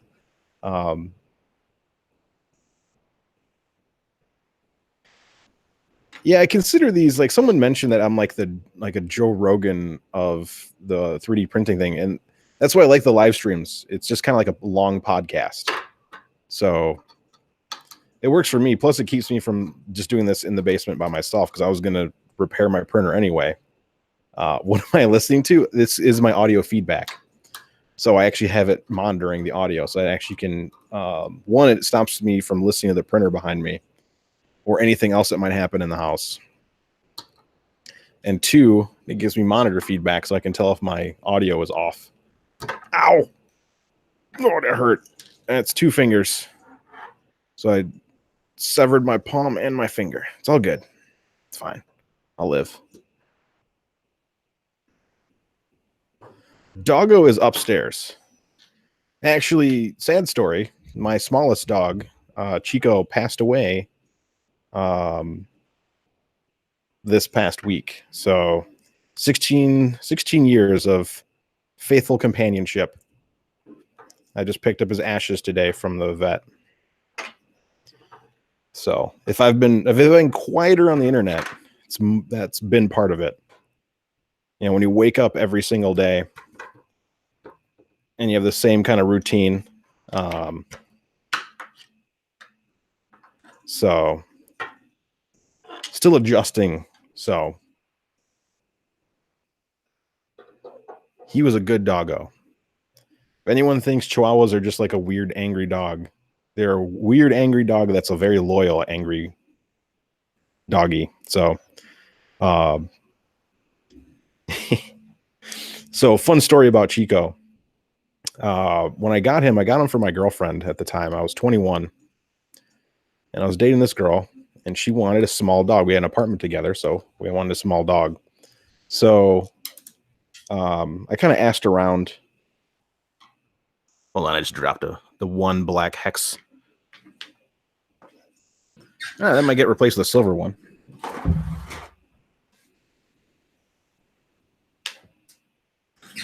Yep, it'll get replaced with a silver one. So I was working at a bar at the time. I was the kitchen manager at a bar. Might not have been a kitchen manager at the time. I was probably just a line cook at the time. And one of the guys, I was just mentioning I was looking for a dog for my girlfriend as a gift. And my buddy's one of the dishwasher guys, like, dude, I have a friend that they have a couple dogs they want to sell. So he gives me the information. I call, and they're like, yeah, we have 2 dogs. I go over there to look at the dogs. Literally, they're drug dealers. The very lack of furniture. They had numerous dozens of pets, from reptiles to dogs to birds to snakes to whatever. I mean, they just had a lot of pets. And what I found out was they basically take out credit cards at these, pet centers under fake names and, buy the dogs and buy the pets. And then they sell them for money because they didn't pay anything for the animals. So his original name was Reefer, and that quickly got changed. Um, so, um, yeah, that was a fun experience to how I came by getting the dog in. He was, you could see his spine. He was so skinny. I think he was 2 months old, just over 2 months old at the time. So he was like skin and bone. I was like, I'm taking this one. The other one looked a little more fed. And I got him for $200. So if anyone ever asked me what the best thing I've ever spent my money on, it was that $200. Because there wasn't a more loyal or awesome dog that I've had. And he was just crazy cool. Plus, I get to send out Christmas cards that said Chico and the Man. So, I mean, how awesome is that? Oh, yeah, I was definitely saving. So, I did.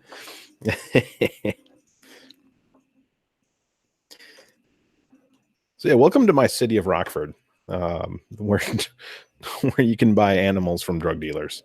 Because there's a really good way of doing that.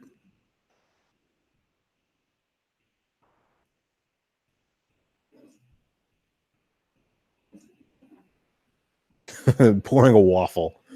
You know what? That was a nice thing about Chico. He never really shook.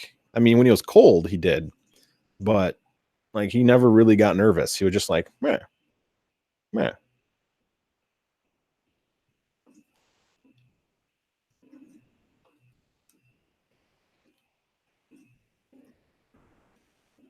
That's not going in as straight as I want it. So yeah, it was kind of a depressing week, but it was still a good week.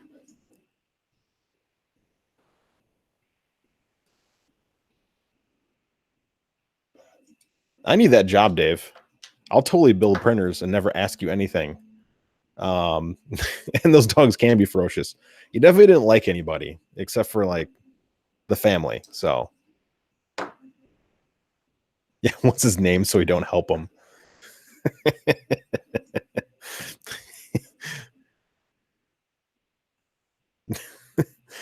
I'm glad I'm forgiven.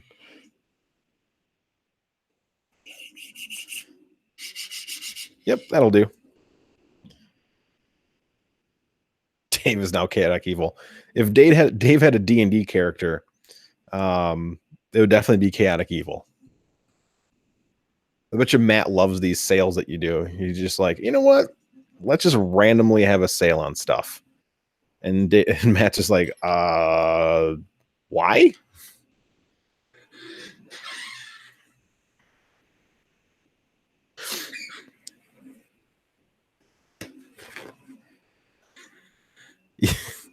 Dave, does he end up on my live streams watching to see how to put it together?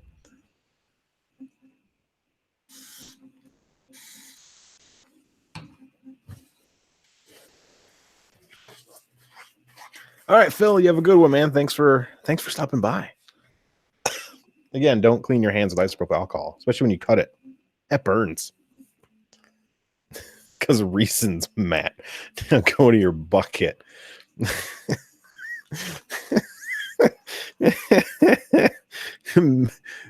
Dave, you got to tell Matt that. I'm having this sale. Why? For reasons. Now go to your bucket.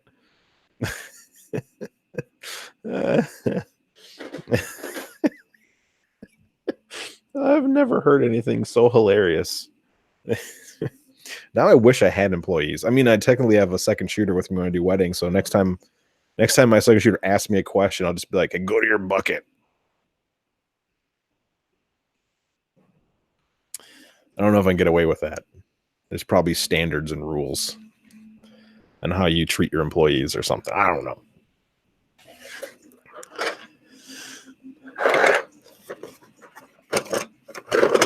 All right. Extruder parts.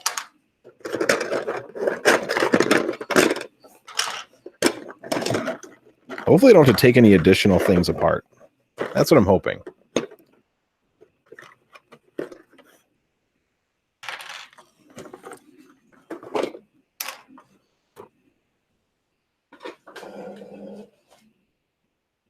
Oh, yes.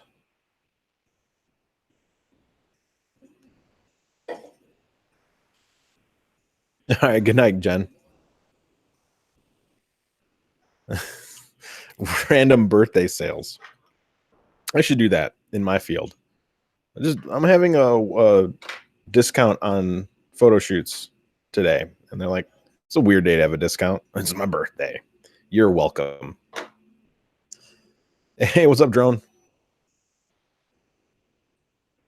I have not tried the new Prusa extruder. I have it all built and assembled and ready. I'm just waiting on all the parts from because I ordered a ridiculous number of Mark 3S upgrades. Of course, they're all for the Mark 3s that I have, but and my Mark 2.5s. So, but they're not here yet. I ordered them. It's waiting. So as I wait, people coming, people going. Have a good one. Ooh, thanks, man. Let's see here. So what do I need to do next to get this thing attached? Do I build the extruder and then attach it? I don't know how I'm going to do this.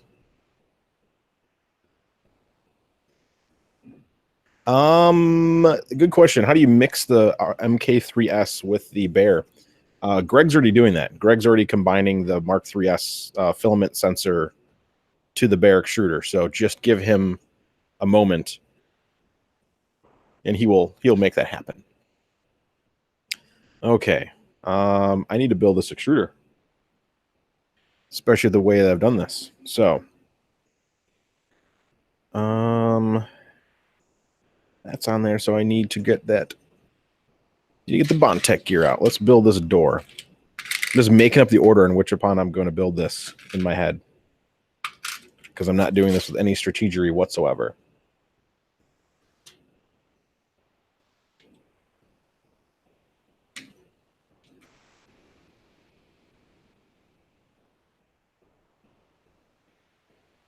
Oh, the 80s.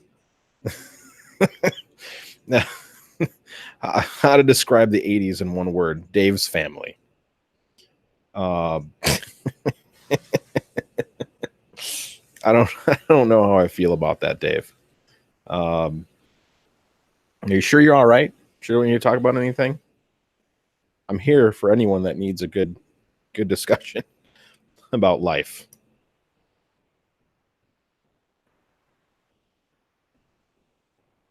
Okay. That is correct. Look at that. I'm doing this. I don't know how. I'm making up as I go. All right. Those two go to the motor. Yeah. I have to do this really awkwardly. So I'm being lazy and not disassembling all the wires from the back of the INC board. So this is actually going to involve quite the interesting surgery to make happen. So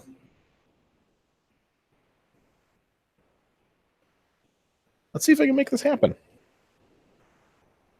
And the reason it's going to be difficult is because the motor doesn't fit between the two rods, the X-axis rods. So I need to assemble it and then run it through and then attach everything. So this is a little bit different. You know, I'm not known to be normal.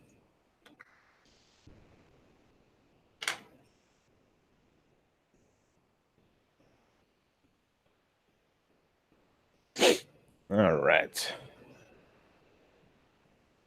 Now I'll see if I can find all the proper screw thingies. Yeah, maintenance weekends are becoming more popular here because I also put things off for far too long.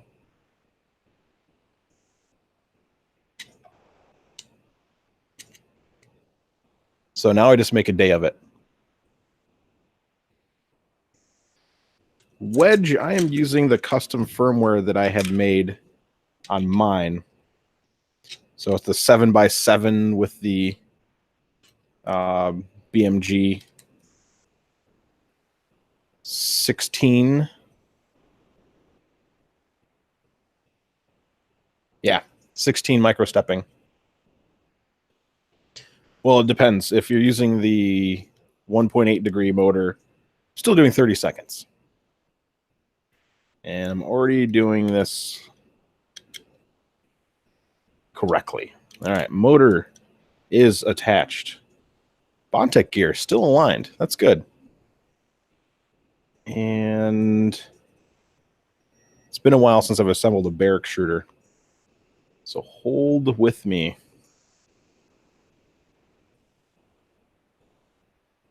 Okay. I need one hex nut to go into the body. And then I need a tiny screw to set it. All right, see you, Steven. Have a good day. I guess have a good night. Have a good sleep. Have a good day at work tomorrow. Stay out of trouble. It's always the hardest thing to do, staying out of trouble. Getting into trouble is definitely the easiest way.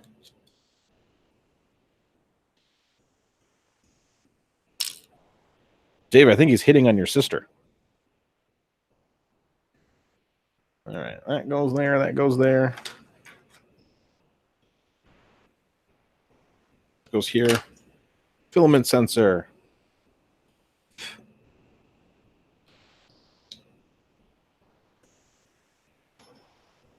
Another small screw.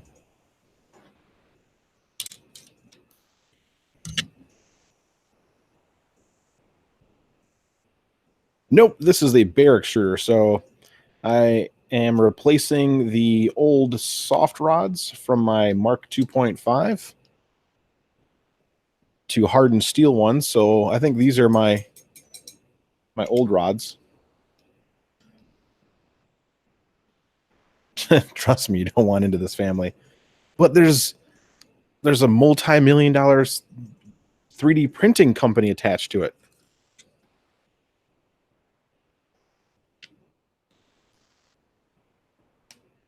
Okay. See, getting ahead of myself. 3 a.m. Good night, Peter.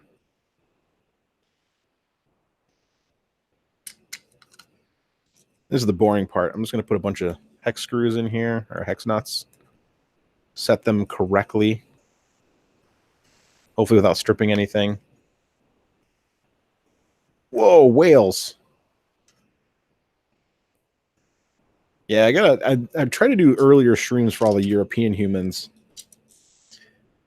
But I had all my meetings this morning. And all my fun things to do this morning.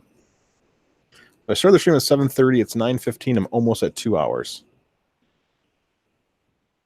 Ooh, Pinewood Derby car.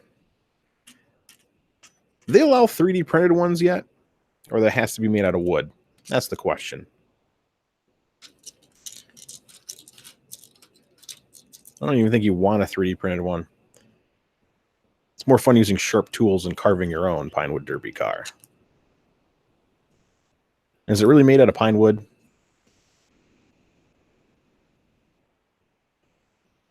.3D print accessories. I dig that. Jet propulsion engine, 3D printed. What? How come Murph doesn't have a 3D printed race car challenge? I would just print the coolest race car ever. Luis, the only thing I've broken is my hand. I've stabbed myself twice with a with the hex key nut thingy. So I'm doing pretty good. I'm still alive. I'm not bleeding. So these are all good things.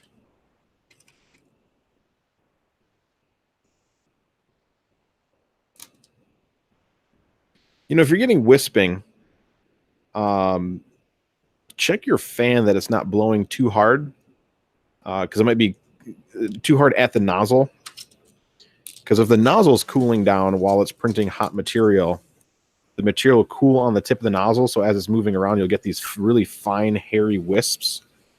So the angle of the fan shroud is key to making sure you don't get those wisps, as well as, you know, just making sure you have good retractions. And sometimes increasing the travel speed will help break those wisps. So you can try all of those things. Those are my main go-to fixes for wisps. Oh yeah, I saw that, the empty spool wheel cart. Then they drive that around in the parking lot and then it just fall apart. Chainmail gloves. What's that? David Shorey. I need to hit him up and be like, brah, make me some chainmail gloves for 3D printing maintenance day. Because that guy makes the coolest stuff. If you've never seen him, check him out on Twitter. Definitely makes the coolest fabric-y thingies. I don't know what to call it. Makes cool things that look like they're fabric, but they're printed.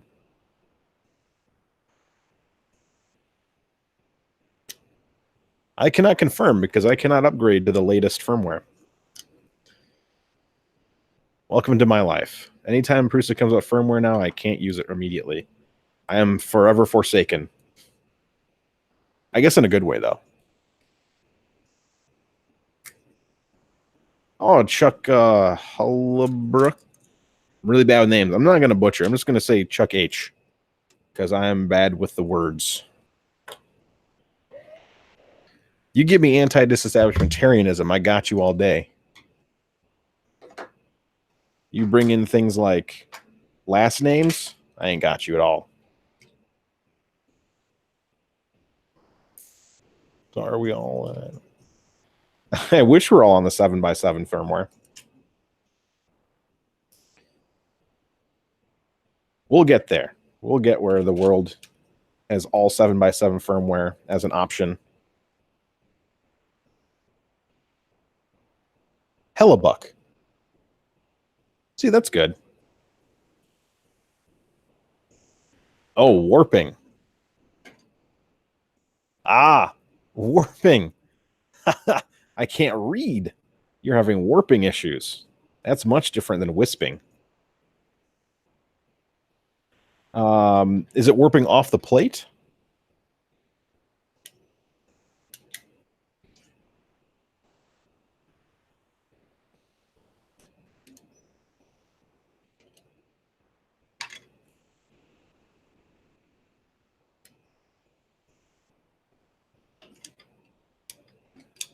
Okay, we have one nice...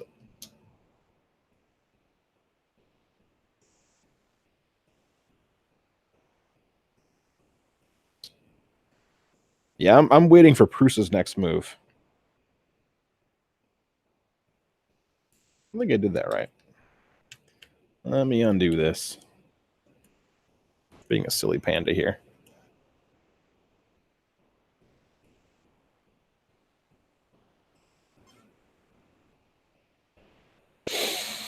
Huh. Have you tried printing with a hotter bed?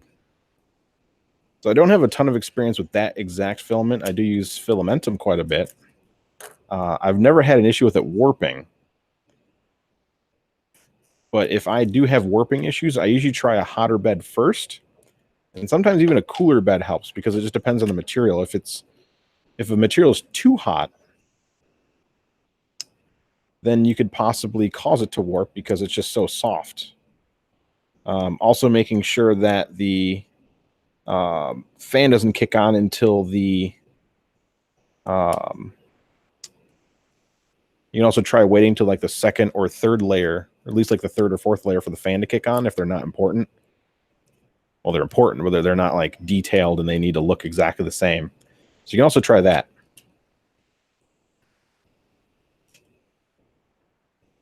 Make sure that's centered.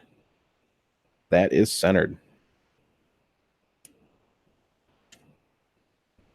Now, wait, did I harvest the spring? And there's the spring. Yeah, Wedge, so there's just a community firmware. If you go to the GitHub, there's a community firmware for that, and then we have one as well for the BMG that has a 7x7. More on that soon as we work out the bugs on that.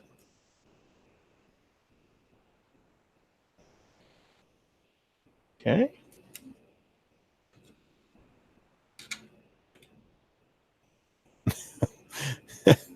All right, Luis, you have a good time, man. Get that dinner. Go ahead and bring me some. All I got here is stroopwafel. All I have to eat is stroopwafels, man. I'm telling you. Actually, no, I got pasta upstairs. There's food. There we go. Door still move? Okay, door still moves. All right. Now, at this stage, I can assemble the rest of the x-axis. Everything else fits through from the other side. Okay. So...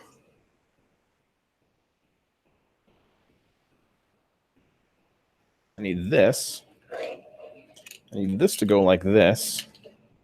And these to go here.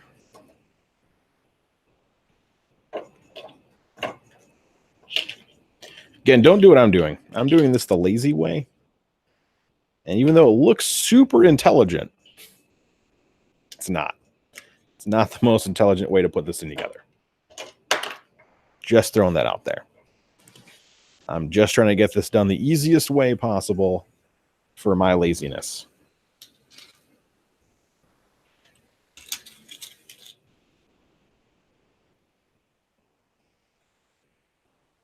Unfortunately, they only have 4 bearing tracks in them. I was misguided by the data sheet. It looked like it had 6 tracks, but in fact, it only had 4 tracks because I can't read good. Yeah, what could possibly go wrong? Well, nothing really here because I have enough spare parts that if I break something, I can just replace the part. And I'm printing spare Bear Extruder parts on this printer. So if I break at the stream ends and yeah, the image showed more, but that was because it showed the image of the 12 millimeter bearing. So I'm a little sad. Okay, so now I can connect the other end of this. Oh.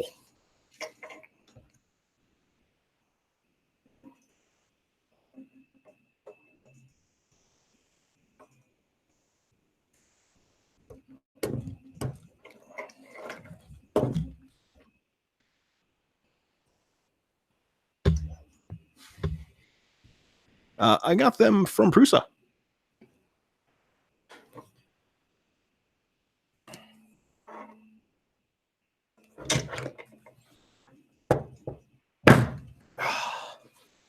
Okay. That PETG is strong, by the way. Oh, sorry. Probably shouldn't do that. Okay. I need these.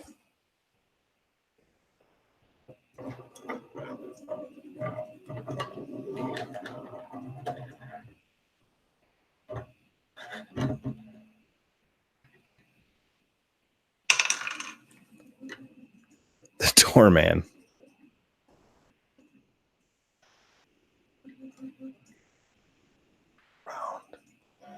Huh. Yeah, I wish there was a more affordable SKF bearing. Those things are awesome, but oh boy, that is an investment. I mean, $20 a pop for a bearing. You need, I mean, you only need 6 technically. The Z-axis doesn't really need fancy bearings. But if it were me, I'm ordering 12. Or not 12, 10, because I can't count. 4 plus 6 is 10. There are 10 linear bearings on your Prusa Mark III.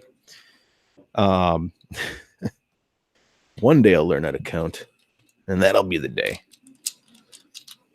So what is that? What is 10 times 20? Is that $200? Is that $200 in bearings? Oh, poop. I forgot to put hex nuts in a certain spot that I can't get to. So I need to pop that off again and then put hex nuts in there. So let me grab my bag of hex nuts. Those aren't hex nuts. They're in here. The sigh of disappointment. And a few spare.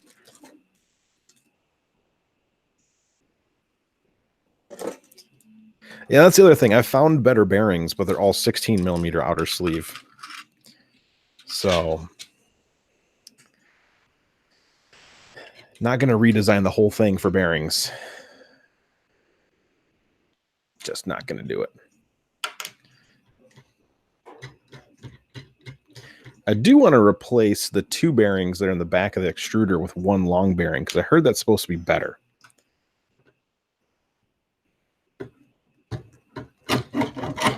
Oh.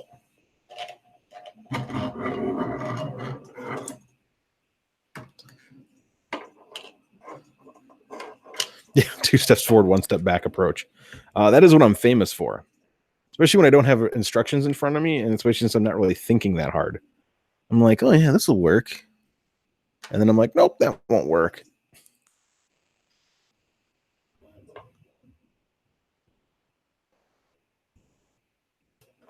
There we go. See? That wasn't so hard, Chris.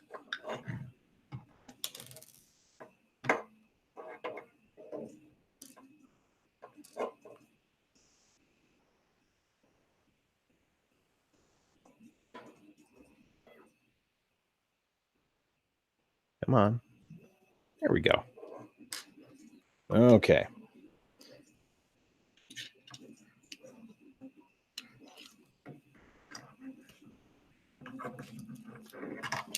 Haha.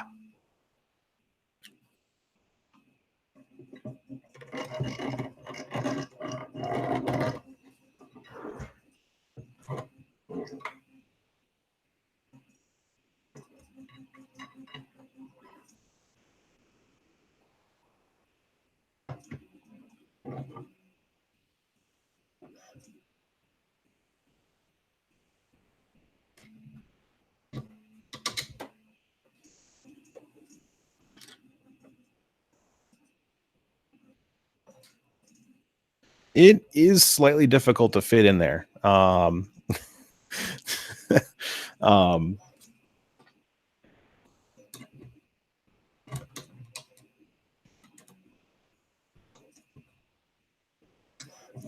I use a needle nose plier myself, and I keep that fold and use that to force the folded end in first. And then I use a hex key and push the rest of the belt through.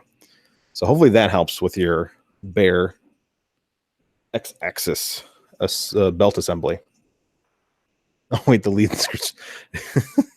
I would hate that the lead screws would be missing right now because I never took them off.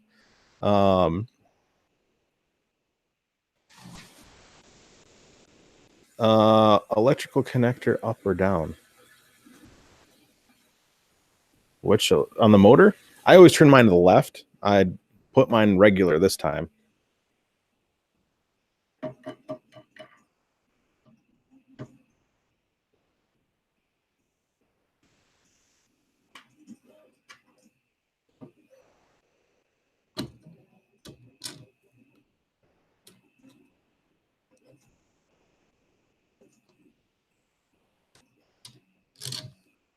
Maybe I should put a hex nut there.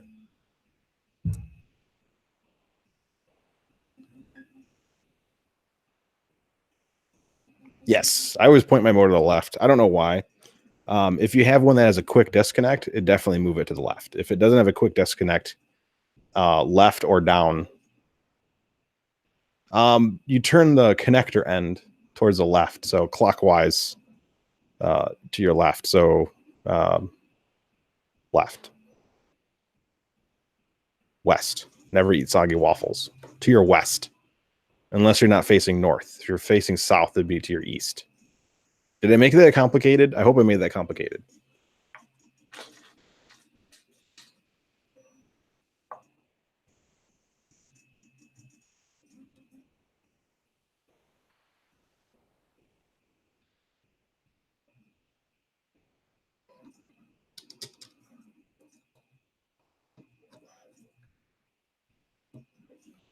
Ah.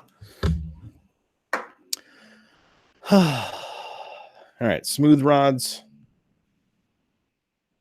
And then assembly of all the bits and pieces. Oddly enough. I'm also craving just regular waffles. I had a really good lunch, but I haven't eaten since lunch. So starting to get a little peckish here. I might start eating bits of screws and bolts off my table here. I need to put the smooth rods back in. course, they're greasy. Should have put my gloves on.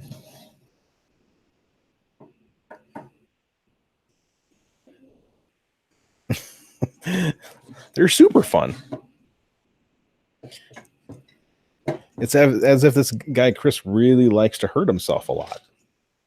Oh, I guess that doesn't really matter. I do one thing I don't like doing, which is attaching the... oh, it's so smooth. And this is so uneven. There we go. So smooth. The one thing I hate about those tiny end stops... Let me turn it this way. Little end stops here. And screwing them in is a pain when you're doing it after the fact. They're much easier to put on in the beginning. So I'm just going to grin and bear it.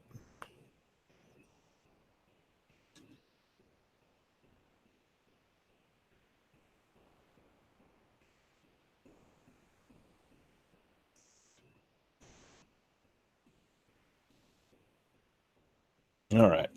Where'd all my attachment tools go? I feel like I'm missing things.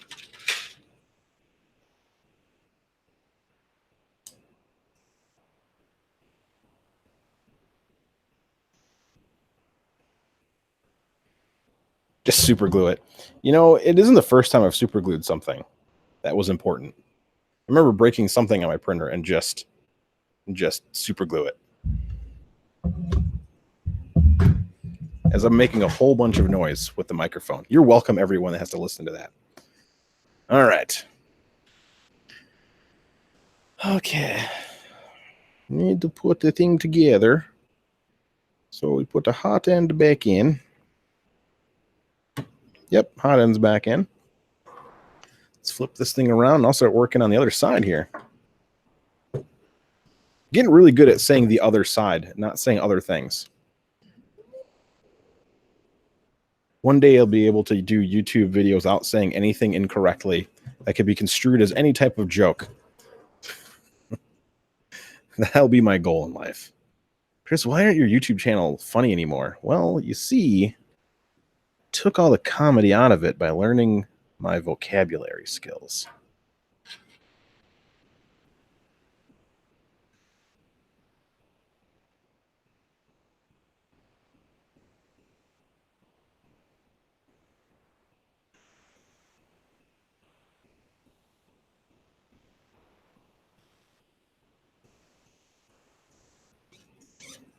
Squeaky.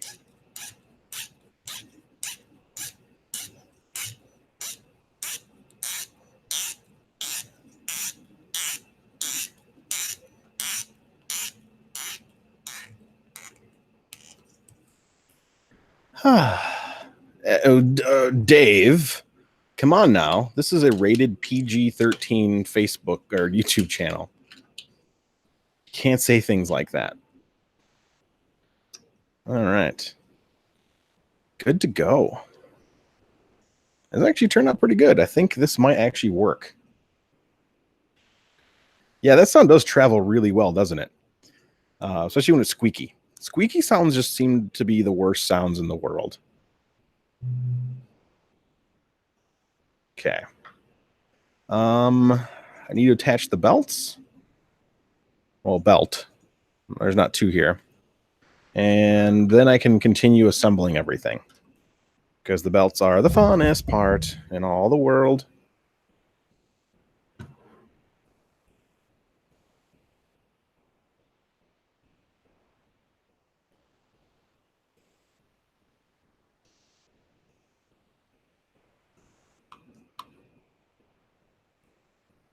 Come on.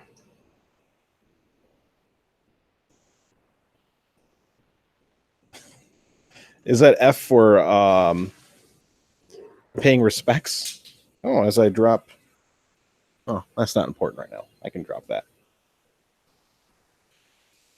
You also might hear my sump pump because it rained again. It was like almost 40 degrees today in the Midwest, and it was raining. Because, you know, why not?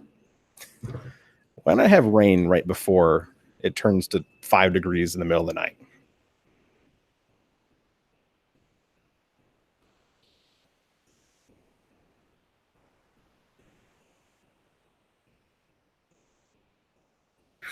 Yeah, it's which belt are you using? And also, what material did you print the parts with? Because that might help me here. All right. I need the needle nose pliers from here.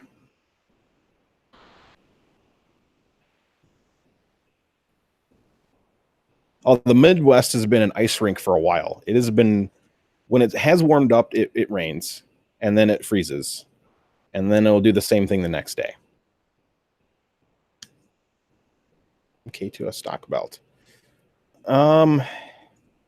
If you over extruded it a bit, it can be tougher to get in there, but it is kind of a chore sometimes.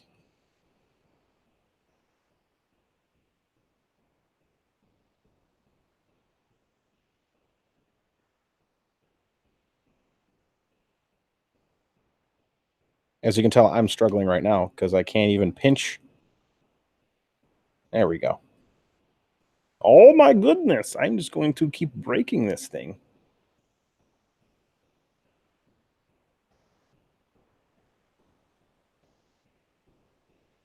I think I'm going to break it with my hand. Okay, let's try this again. Get a good squeeze on there. Not that good because that lets go.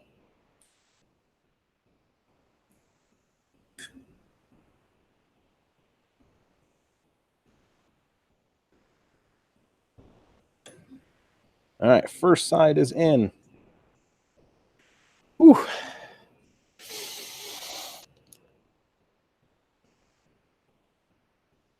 Ooh, that's a good idea. Clamping forceps. That's what I don't have here in the basement for tools. A good set of clamping forceps. That is a good call. All right. Yeah, I think the two major things I'm missing in the basement is a enclosure and some clamping forceps. Well, the other side will be the harder side. I always feel like one side is easy and the other side is really difficult to set the belt in. But I'm gonna get up for this one because, you know, I actually don't have to. I can just finagle that in there.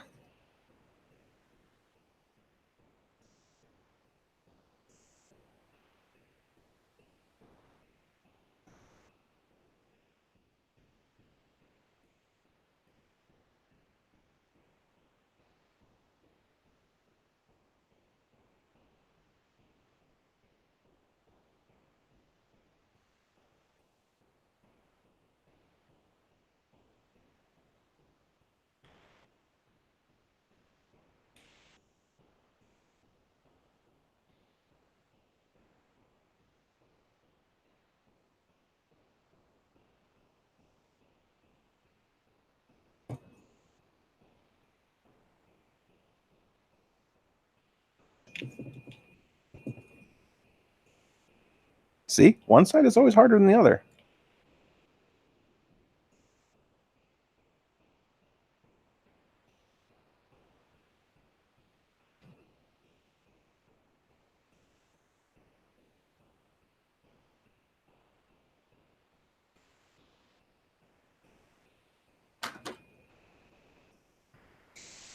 Yes, it is atomic UV reactive neon greeny thingy.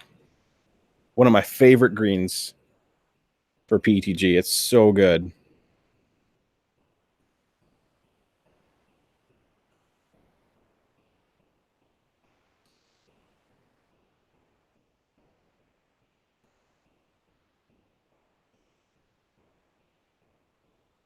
Yeah, there we go. Both sides are in now.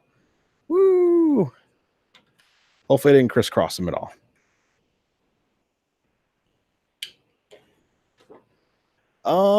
Indiana Zoidberg, I believe it is pretty darn close to that because it's Chinese New Year right now, and nobody in China is shipping anything.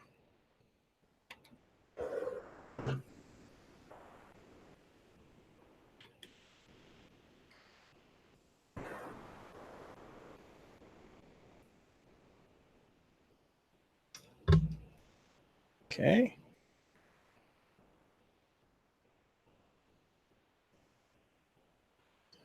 Awesome.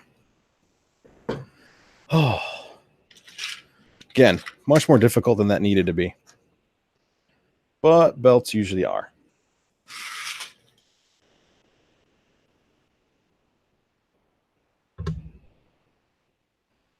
You know, that's not a bad idea, but I still need a real enclosure on my purses. I keep tinkering with the idea. Keep pondering whether I should just get the printed solid one or design my own or not lose the screws that I'm holding on to.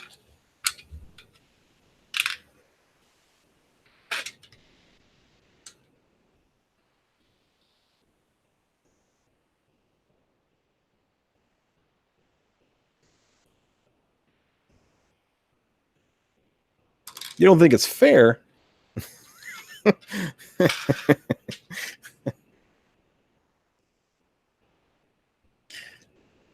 Dave, it's totally fair.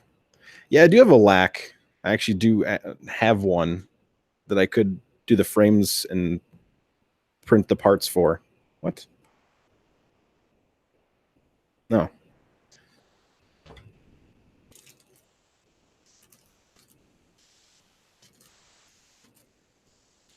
It's not a whole year when you take 1/12 of it off.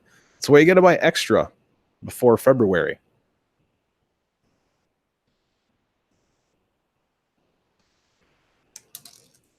I'm just going to keep dropping those.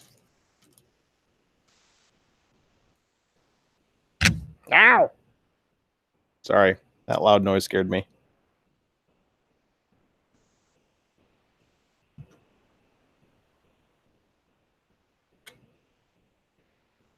No. See what I get.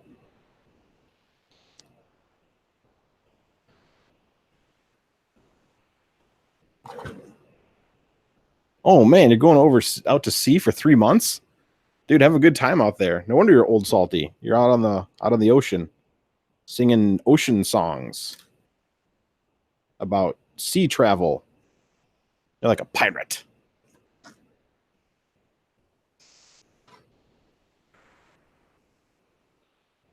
And you have good luck out on the sea, sir. No. Why can't I get that in there? Why does it have to be so difficult?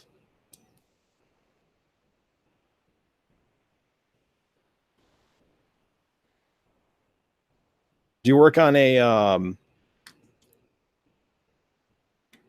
what is that thing called? A oil type ship with the oiling and the much awesome time with the adventuring?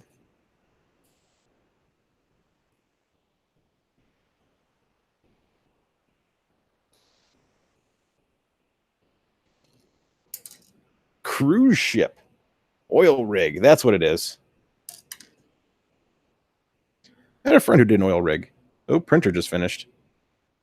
I think I can hear something in the background.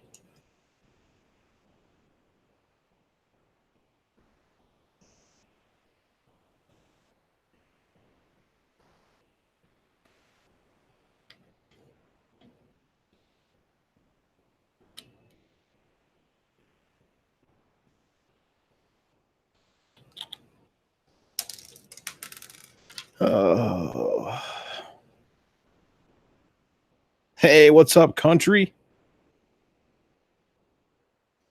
Man, I'm sorry I missed out on your guys' live stream the other day. I had to get a bunch of work done. So I hopped on and paid my dues and ran away like a silly man. So Walter's in the house. Get on the love boat.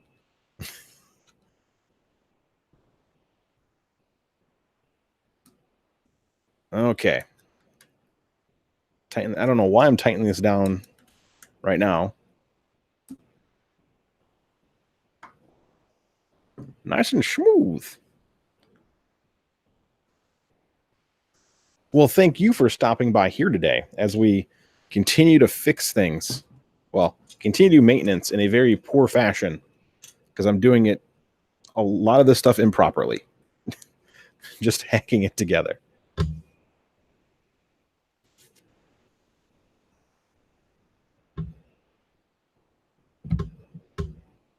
Ooh. Someone needs to design a quick disconnect for the Prusa printers, man. That would make my life so much funner. Because then I wouldn't have to sit here and play with these wires right now. It'd just be done. I'd just be like, click. Extruder's done. But no. We can't be cool like Creality and their connectors. All right. Need another square nut.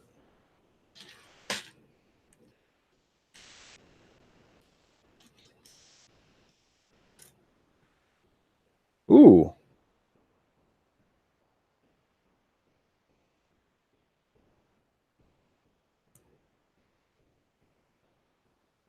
Yeah, the Q-Link LDO is definitely the for now. Yeah, David is awesome. And David's probably sitting at home in his underwear enjoying coffee and stuff. While Chris is over here struggle bussing.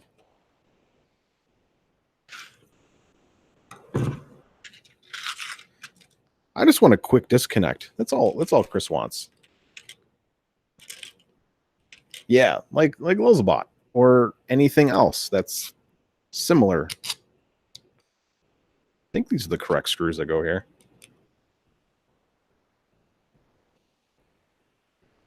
There's a gentleman who does some amazing printers, custom made, and he uses Ethernet Cat 6, I believe. Could be wrong. I could be very wrong.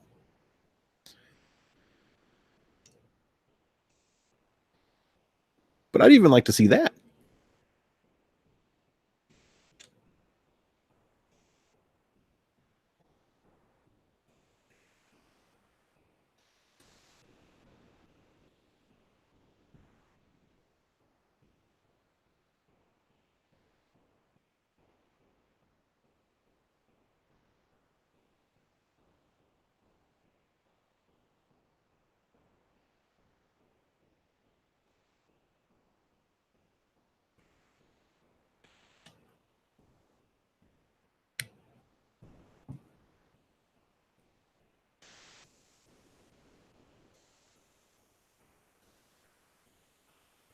Your twisting in Cat 6 is fragile, Dave. Let me have my dream. Okay, what am I missing here? What am I missing? I'm missing 2 hex nuts that are supposed to go back there, which is why nothing is going in place. Let me alleviate this issue.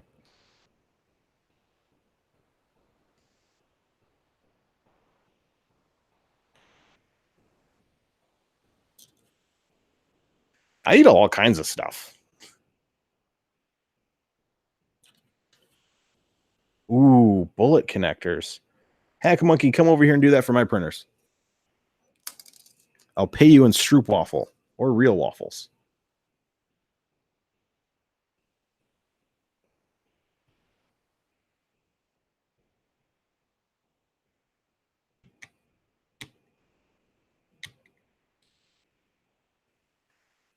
Okay, now those screws will hold in.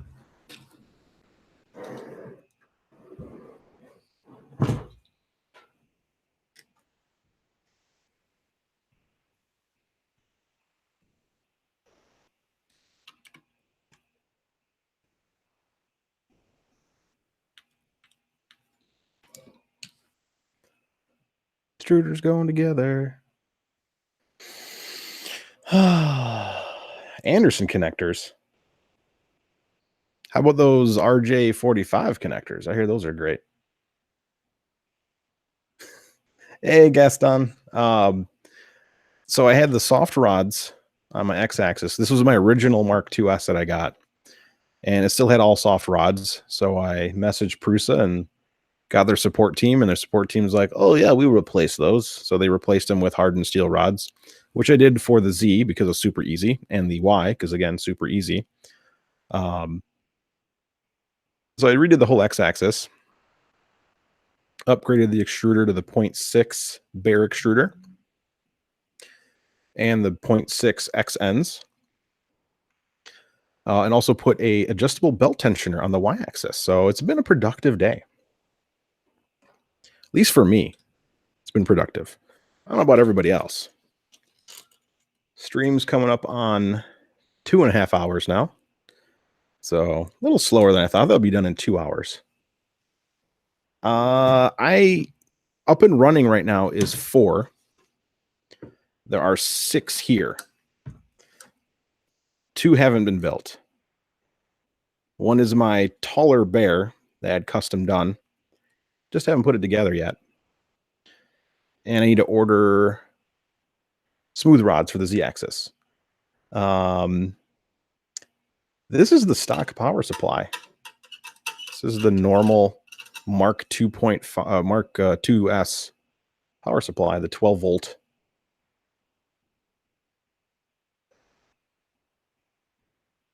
Yeah, adding more mass would suck.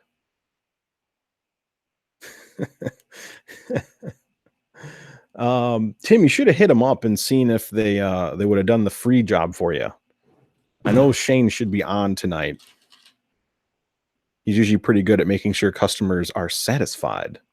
Unless he doesn't like you. Then he makes sure you're not satisfied whatsoever. No, he wouldn't do that. I'm being facetious. Shane is awesome. He has never told someone no because he didn't like them. He might tell them maybe.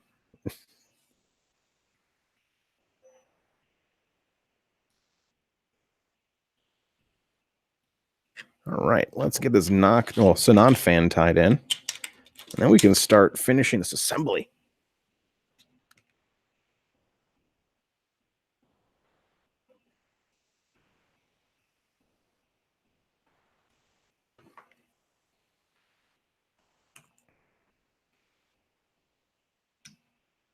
Ooh, so that's good to know. The latest Prusa firmware fixes the tiki-taki issue with the power supply. I'm just waiting for a whole new power supply. A pretty one with shiny colors.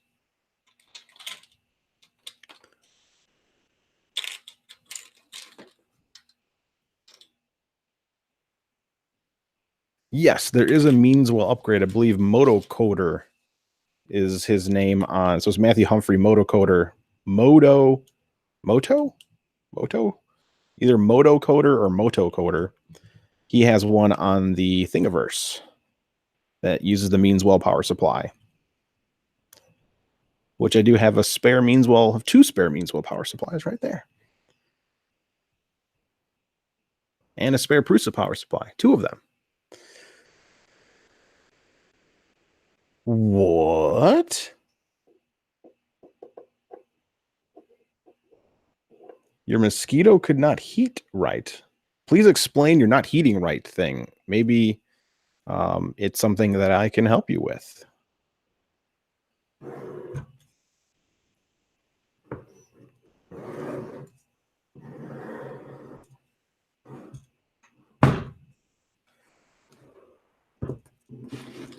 All right. Whew, so close. So close.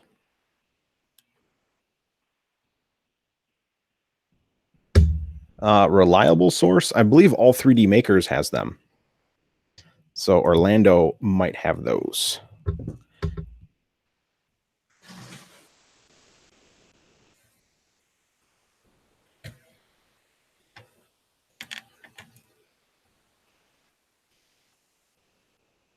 Whoop.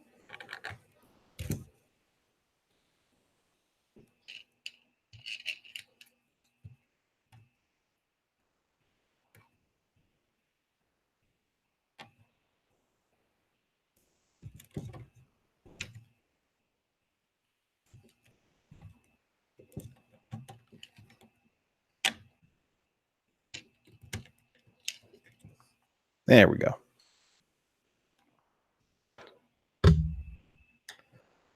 So you use the thermistor that came. You have to use the thermistor. I believe that has a different heat table, and that is not in the Mark III firmware. You'll have to add it manually. So I would just put a regular E3D thermistor and heater cartridge in there.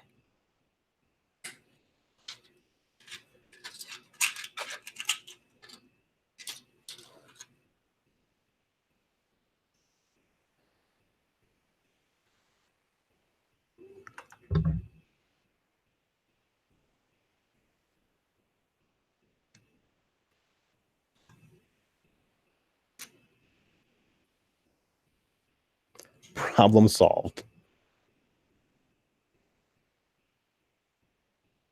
Huh.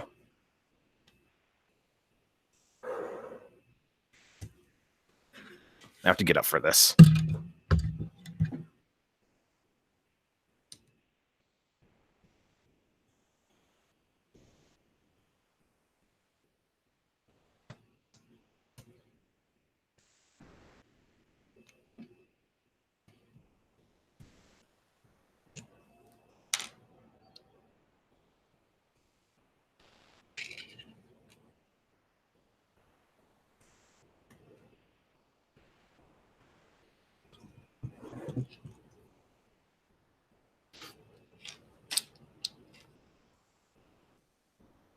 Ooh, yes. Don't forget about the Chris Riley. That's a good one, Indiana Zoidberg.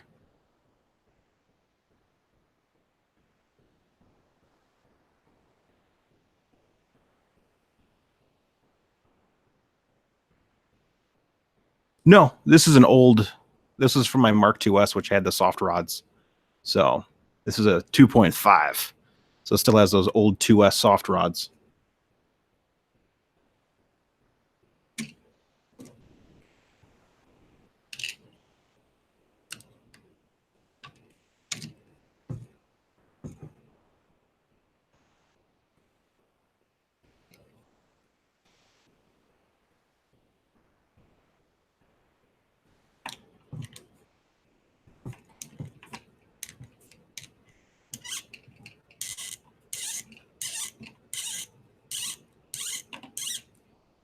Yeah, that's because it has the wrong heating table. So definitely just throw on a stock E3D setup, and it should work just fine.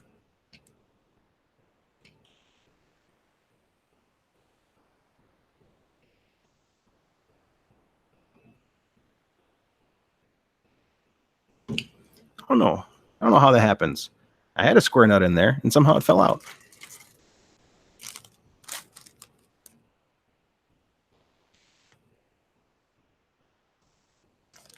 Yeah, my first Mark III also had soft stainless gross rods. All my other ones have been great. That's why I always carry a magnet with me.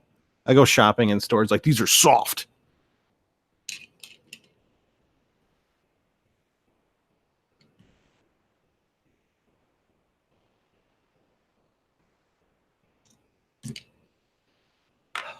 Fixed it.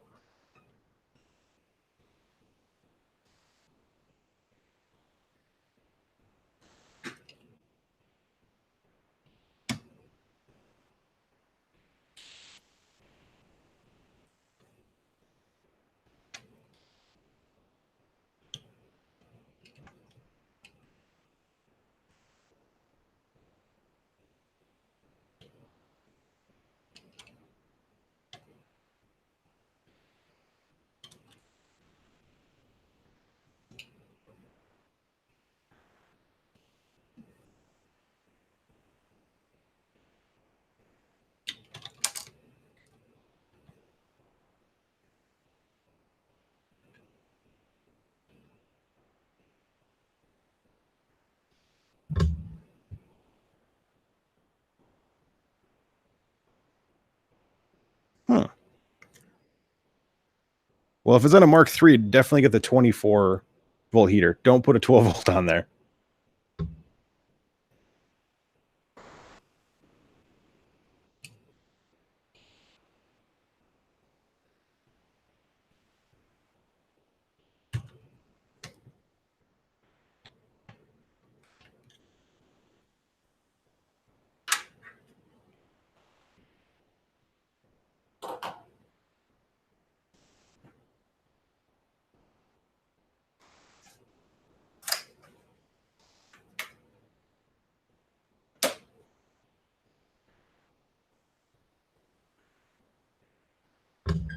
I'm back.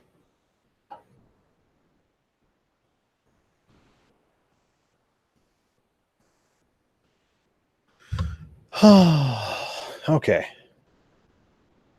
Ooh, which fan shroud? I'm going to keep the one I had on there, which is this one, but I'm going to start printing a bunch of the Dream Box, RH Dreambox. I think that's the shroud, the new fancy one.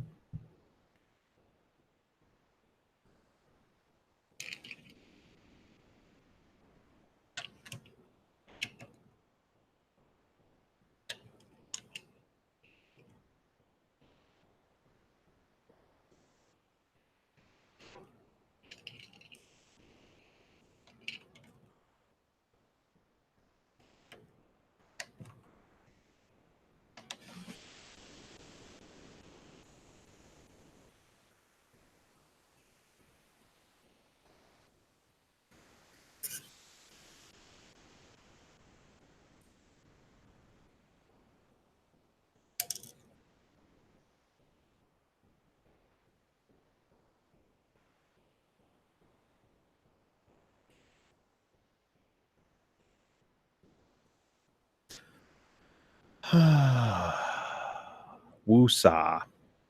When you can't fit a square peg in a round hole, that's how I'm feeling right now, because the square nut's not going in. Okay, 1, 2, 3, go back.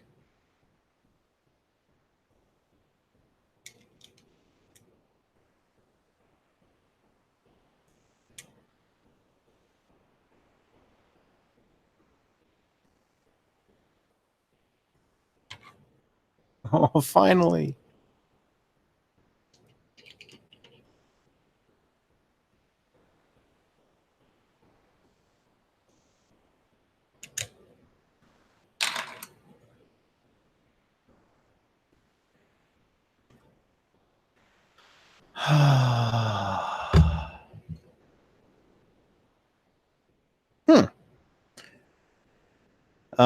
You can try using Slice sells pure boron nitride paste, which acts as a anti-seize.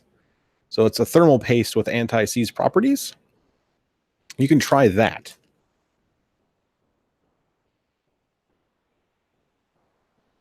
Ooh. So I printed the Deadpool on my stock Mark III with the stock shroud, and it wasn't wrinkly. I think I might know why yours is wrinkly. When you hit harsh angles, one of my tricks is to use a wider filament or wider. There's a word for this. A wider words. Use your words, Chris. A wider nozzle width, filament width. So the your width, instead of using like 0.45, use a 0.48. It gives it a better stepping stone when it's doing the steps. So it'll work better. If you're using like a 0.4 millimeter, it's so thin and it's trying to stack those things, it starts to get all melty. So, all right.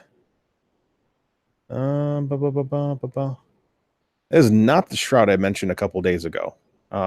If you go to the Bear group, they just announced like the best mods, and it was that one. Ooh, printed at 0.0.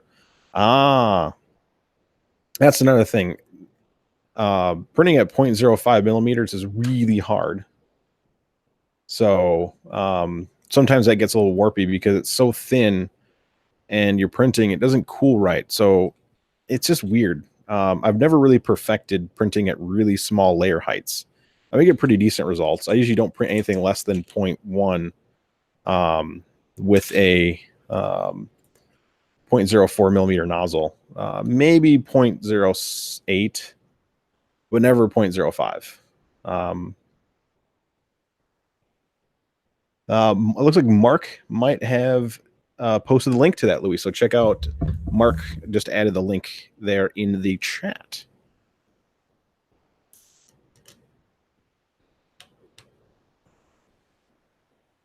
All right, this is the tough one. I can never remember what screw length this needs. So I'm going to put this long one in there.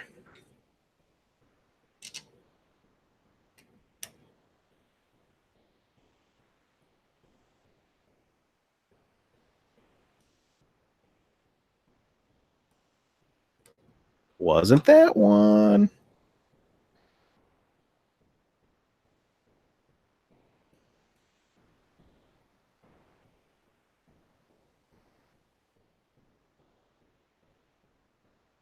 I haven't. So I switched away from Octoprint. I've been using Repetier server, and it does have a firmware updater, and that one works great.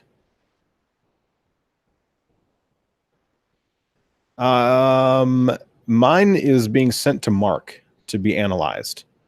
So I can't tell you whether it's round or not because I would rather wait for Mark to analyze it with his super fancy digital microscopy of doom.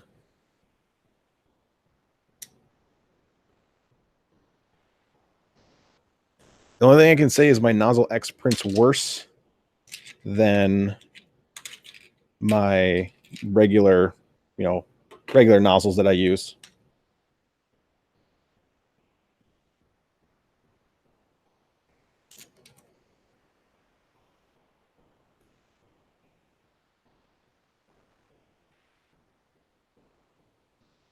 Oh, we're so close, guys and gals.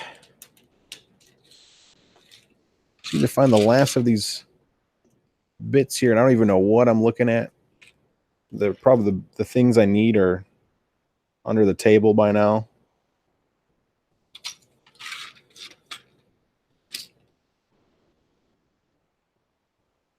Yes, you do need to you need to hurry up.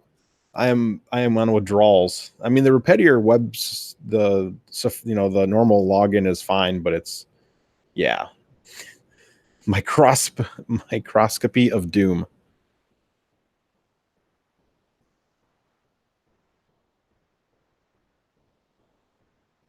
Yeah, we had some test images back already, and it is pretty ridiculous.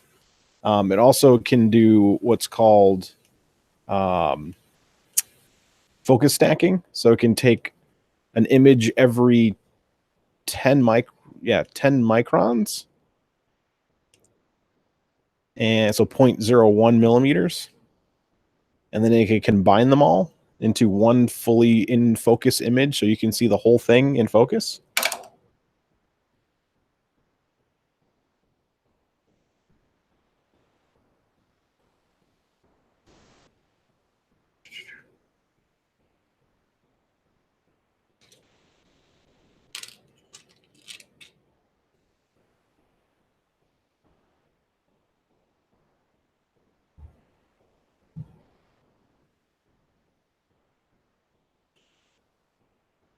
Yeah, that was my main reason for not changing too. I'm with Luis. Like, I didn't want to change, so I just like, oh, I'll test this. I'll see how nice it is. Maybe it's okay.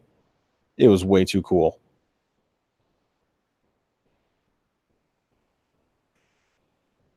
So I just stuck with it.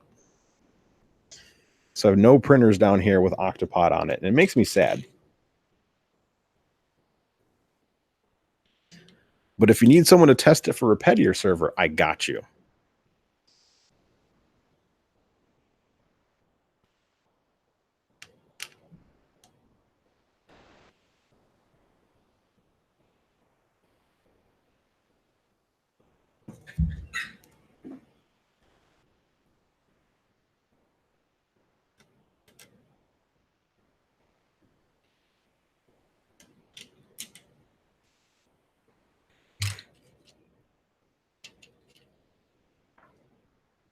Yeah, so if you have an iOS device, Octopod is like the greatest Octoprint controller ever.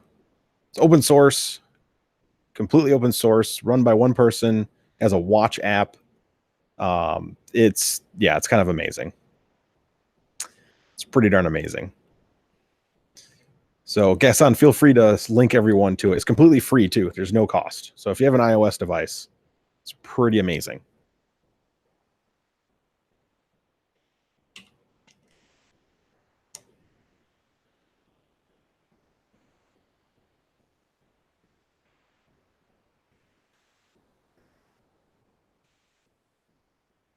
Louis, someone posted the link above.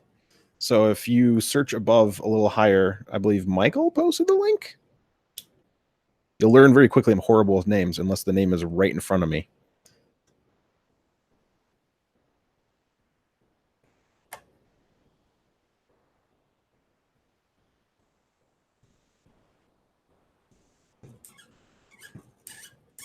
Squeak.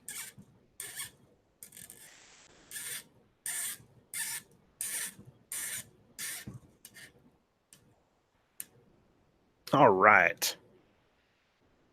We've made it to the final stage of battle number 5. And Carl has it too. Okay. Let's spin this bad boy around and finish installing all these bits and pieces.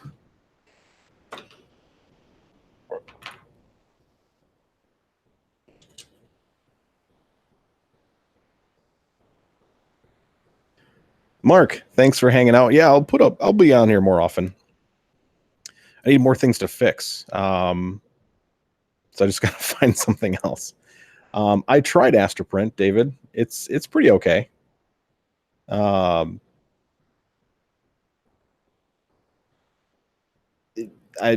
didn't fall in love with Astroprint, but some of the features are pretty cool.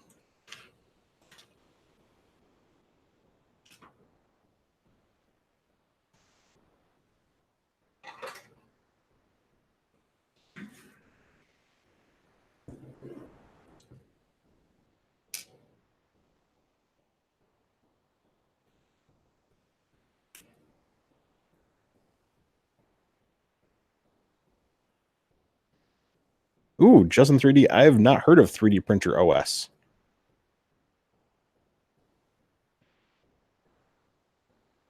Oh, I print all the time. It's just usually like stuff that I like. So anytime Vedran posts anything or David Oostman, whenever he prints anything, I'm definitely like jumping on board as quickly as I can to print it because I love like superheroes and pop culture, anything like that, dude. I'll print it. Mostly testing and fun stuff. So I do consider testing fun, and this is fun for me too. So it's literally all fun, I think.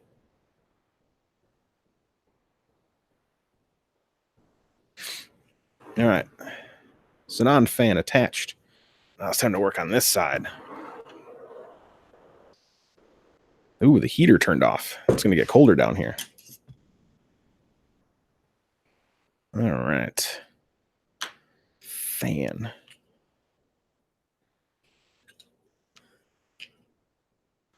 Okay. M318s.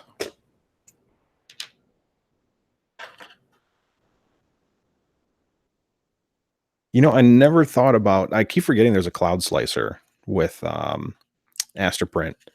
And I really want a web-based or even like, I would straight up buy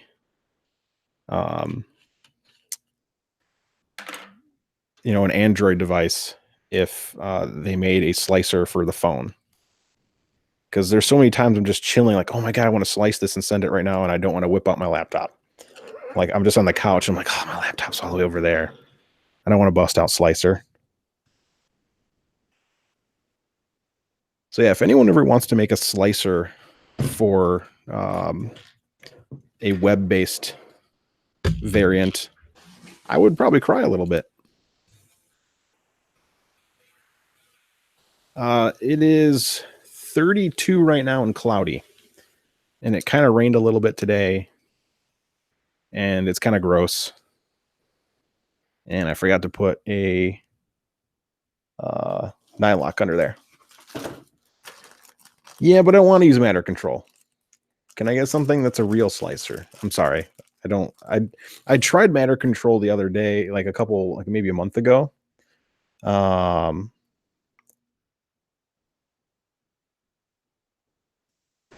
And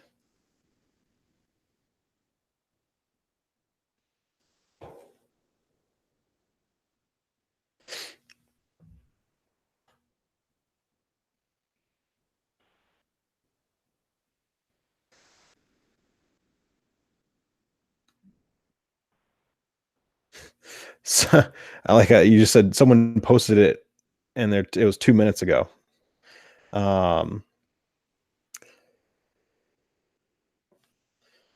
But I don't use Octoprint, so I can't use the Cura plugin for Octoprint.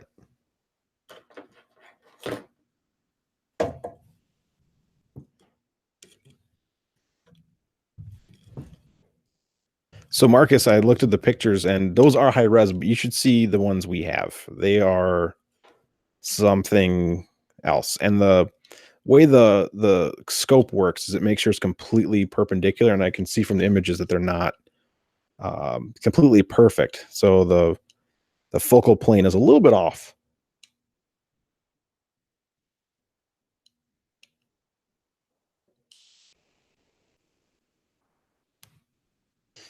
Yeah, but then I have to switch to Astaprint. And I really like the things that Repetier does. Like, I really need the touchscreen interface, and I need the really easy, like, awesomeness that is, I don't know. I just got addicted to it. Should probably stop being a baby and just try the other ones.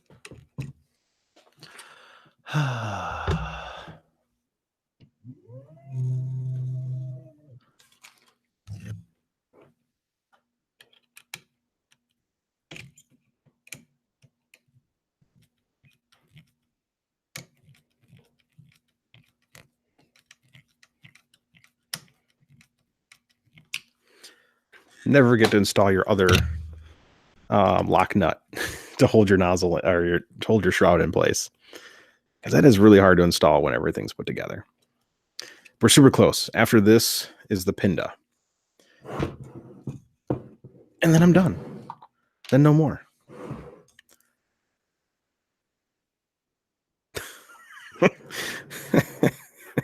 Oh, I'm gonna go ahead and change the topic. So how about that not thing that starts with Astro?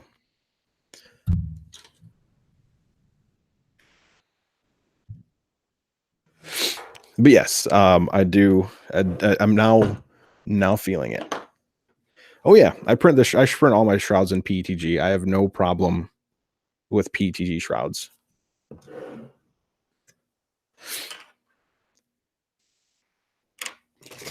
But I do have a box of them. So if I ever do melt one, I just grab another one. Favorite beer? I don't really have one. I kind of quit drinking not too long ago. I kind of quit drinking, a lot for like 3 years. So I used to like drinking, IPAs and weird stuff. And I do really like Delirium. Delirium is super delicious. I just had some not too long ago.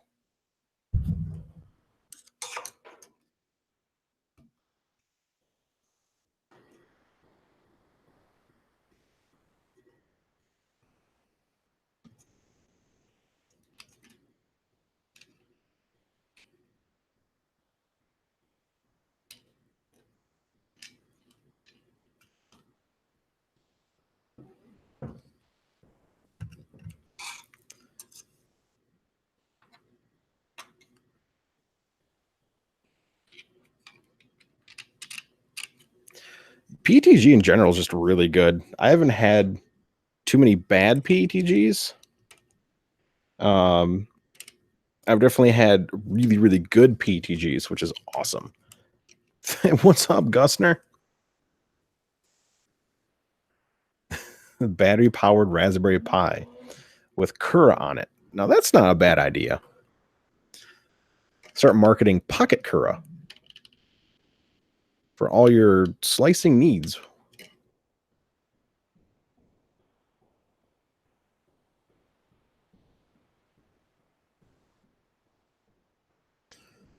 Steven, are you 100% sure that the first layer isn't too squishy? Usually when the first layer is wavy, it's the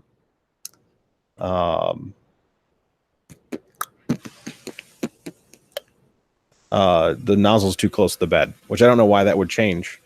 Maybe something got bumped in the process. I think that's it besides the shroud. Yeah, the Atomic PTGs is definitely my favorite now. There's really good colors, really consistent.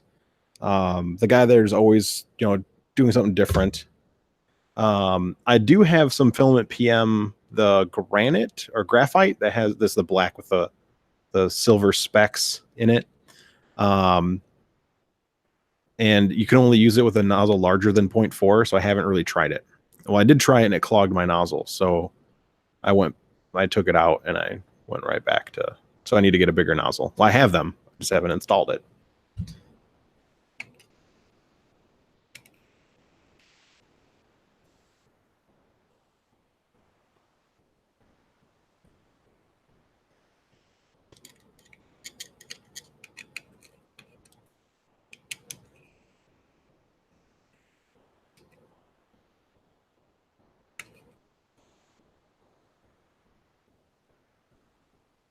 Huh.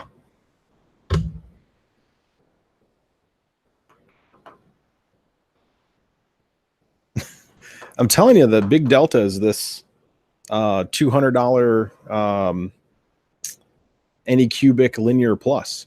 That's weird. I still haven't tried the Mystic Brown, and it looks amazing.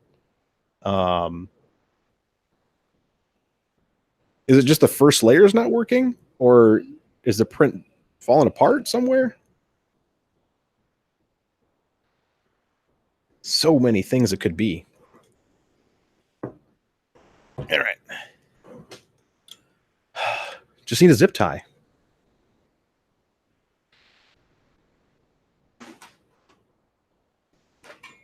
Where did I put my zip tie? Oh, wait, are they in here? Ah, that's right. The comment farm job.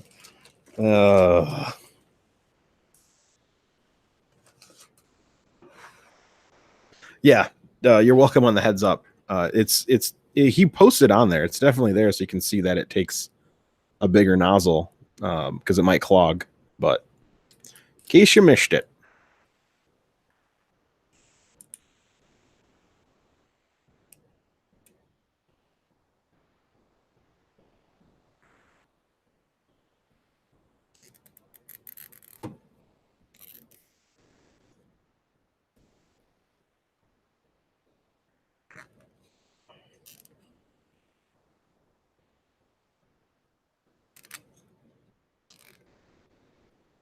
All right.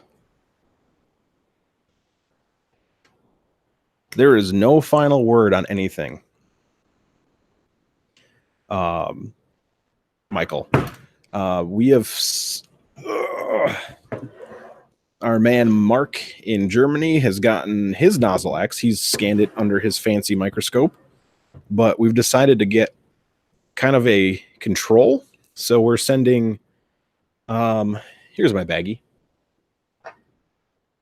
So I'm shipping out a diamondized nozzle, a Midwest tungsten nozzle, my Suspect Nozzle X, a P3D Elite nozzle, a P3D Hercules nozzle, a Eve tungsten carbide nozzle, and I will have a couple Chinese clone E3D nozzles, and I will also have a Slice vanadium nozzle. They'll be all going, and they're all going to be put under the scope. So that way we're just not nitpicking one nozzle. We're going to nitpick all of the best nozzles. Now, he has a Ruby, so he'll be doing that. So we should have all of the major popular nozzles looked at. There's also Micro Swiss in here too. So no, it's not a Triangle Lab. I just ordered something off of Amazon. I forget what brand it is. So just an Amazon E3D clone. I think I got like 5 in a pack for $6 or $7. The Predator. Ooh. I have not heard about that. Yes, there were changes to both the Y and the X axis from Prusa. They beefed up the X axis from the original Mark III. They also did some changes to the Y axis. Yes, all the nozzles are brand new. They've never been used. So, it'll be a nice base. So we'll see who has the best machining. Ooh, I could use a 500 millimeter tall printer. Probably it won't take him long. His job is literally working in this lab, and he gets access to all the lab equipment. So we're also going to test whether the E3, not the E3, the Eve nozzle is actually tungsten carbide. So he's going to use an X-ray spectrometer or whatever that thing is called, and he's going to test whether the material is actually tungsten carbide. They're sold by Matter Hackers, and it says tungsten carbide, and it's we'll find out if this Chinese tungsten carbide nozzle is truly tungsten carbide. So yeah, we're gonna rip apart the industry right now. We're just gonna aim. We're gonna set laser scopes on everybody and see who's really doing their job. Yes, all those changes should be in the zip for the Mark III to Mark IIIS. So the all upgrades one has all of the current upgrades from the 3 to the 3S.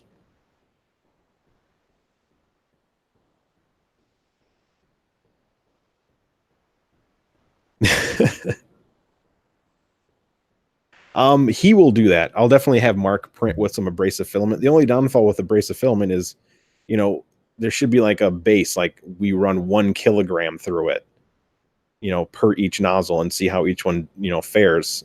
But it, you know, that's going to take a long time. So the initial ones will just be how good the machining is for that stuff. Just touch it in a grinder. Yeah, Murph is going to be interesting when I show up there because, you know, and I've contacted some of the manufacturers like, hey, we got this amazing scope. We're going to take a look at your stuff and, you know, see how well it's machined. Do you want any info back? And most of them are just like, no, we've got all the scopes, so have fun. So, oh, they don't have all the changes?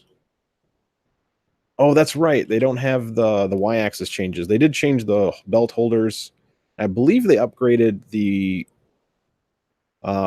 there is a new tensioner. Bring the scope to Murph. That would involve flying Mark here from Germany with the scope. And I don't think his job is going to be like, hey, bro, just go ahead and take this $80,000 scope. Yeah, it definitely should include all of the current upgrades.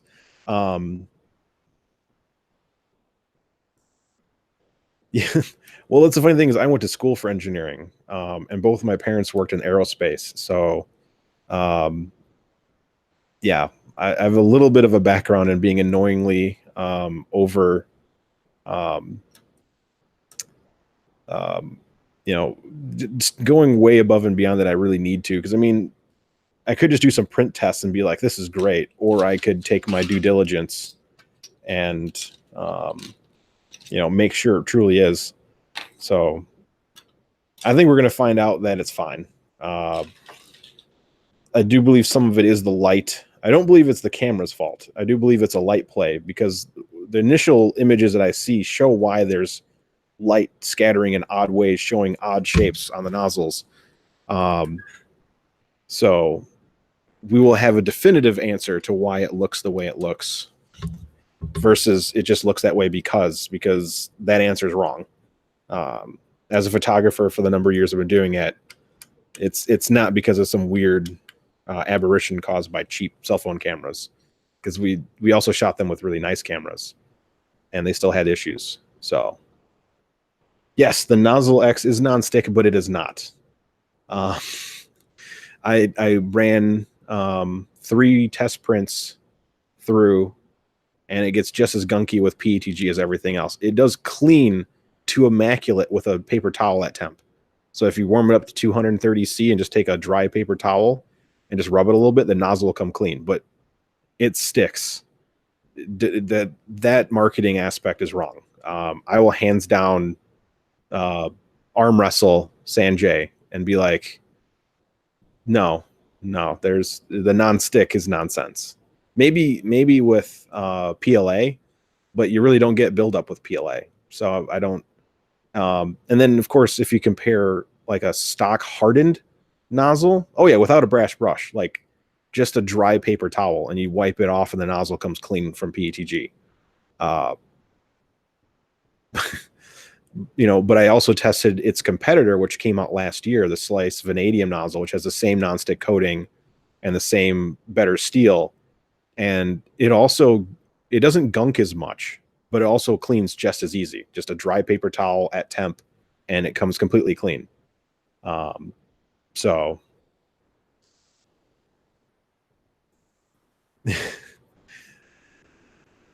PETG is gross. And then I haven't tried any nylons, but one of the other guys in the Facebook group, he used nylon, and it was gunking and just like a normal nozzle.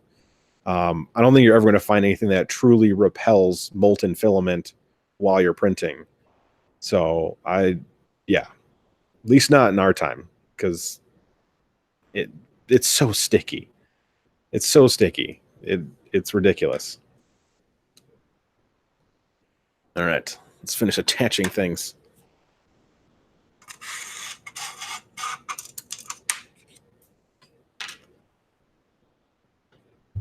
Oh, glow is super abrasive.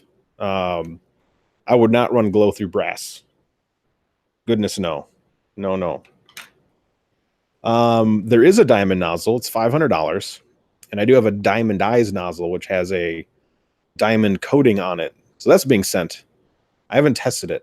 So, yeah, glow will destroy your nozzle pretty quick. I even saw a nozzle that someone did like 20 kilograms of wood fill through, and the wood fill destroyed the nozzle. So anything you add to filament makes it more abrasive. Glitter is, we can't just say glitter's not abrasive. It is, but it's so weakly abrasive that it really doesn't harm it. You can run hundreds of kilograms of glitter fill and you'll be fine. You run a kilogram of glow through a brass nozzle, and you have probably a 0.05 millimeter nozzle from your 0.4. I think the diamondized nozzle, the diamond coated one, was like $15. It's not really that bad.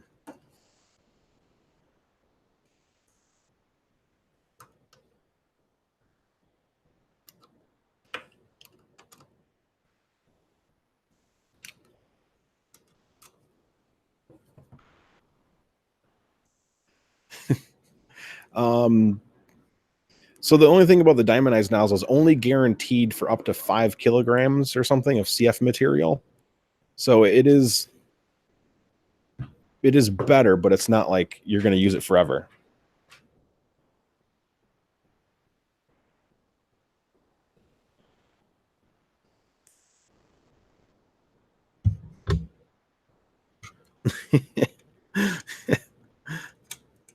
Oh, Luis. So it's funny, Luis. I hung out with my buddy Luis, and we went to a local Mexican restaurant, and I had barbecue carnitas quesadillas with grilled onions and mushrooms and peppers in the quesadilla with a smoky chipotle salsa. So people named Luis must be really good with food. Good night, Wedge. Yeah, I'm used to my recommendations hitting that many digits as well, but we're starting to slow down. I'm starting to not have things to test. I need a printer that's not a Prusa. Oh yeah, that thing's making me hungry too. I'm hungry in general. I've been hungry for the last hour. Yeah, the salsa was what made it, man. I like spicy food, so, and not your generic, Frank's Red Hot wings spicy. We're talking. There's this place in town that does that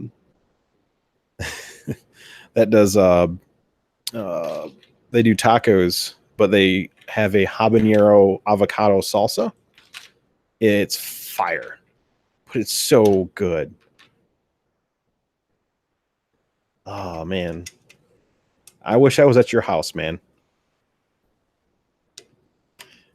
Yeah, habanero salsa is where it's at. Just in 3D, the only printer that I have that's not a Prusa is sitting in the box down there. Well, I do have a Photon, but I have an Anycubic Linear Plus sitting in the box I have not assembled. They stole your salsa, dude. Avocado habanero salsa is probably the greatest gift to mankind if you like spicy food. It's like creamy and spicy and such a good balance. That's on my list to try. The Super Merrill slicer.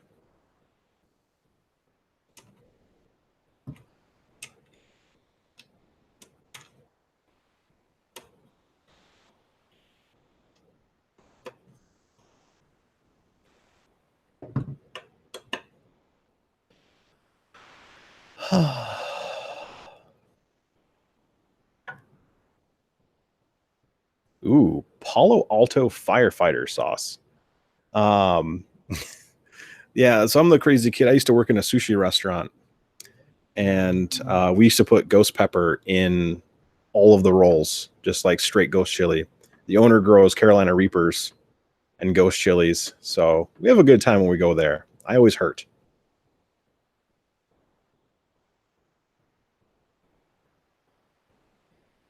Yeah, okay. We're all gonna go to Luis's house because if you don't know, I love Hispanic. I mean, I love Hispanic, Asian, and Indian food. Anything that has just generally has a large amount of flavor for the amount of food you get. Because like there's one thing when you take a burger and you throw jalapenos on there, but it's another thing to manicure your food with some delicious herbs and spices and just deliciousness. So I'm just gonna go to Luis's house. I'm gonna bring a bunch of stuff though.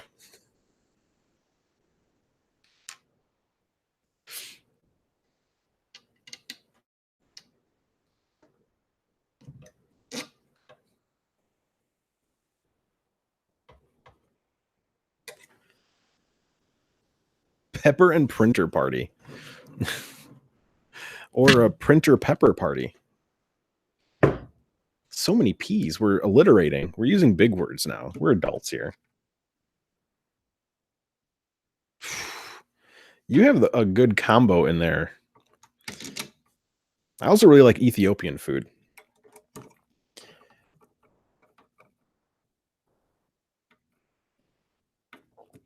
About a 40-minute drive for me is a Korean barbecue place where they have the little stove that's built on the table that you yourself cook on. That's also my jam. So dumplings. So any dim sum, any dumplings. I'll never be a really skinny buff dude. I'll always be a large dude that has a six-pack hiding underneath his fridge door in his belly.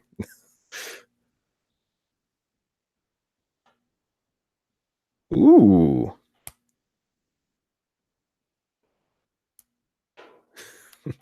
I don't know, man. You can make some good tasting food with ghost pepper because it has a weird, when you get used to that much heat, it has a weird flavor profile. It's almost like dried cherries.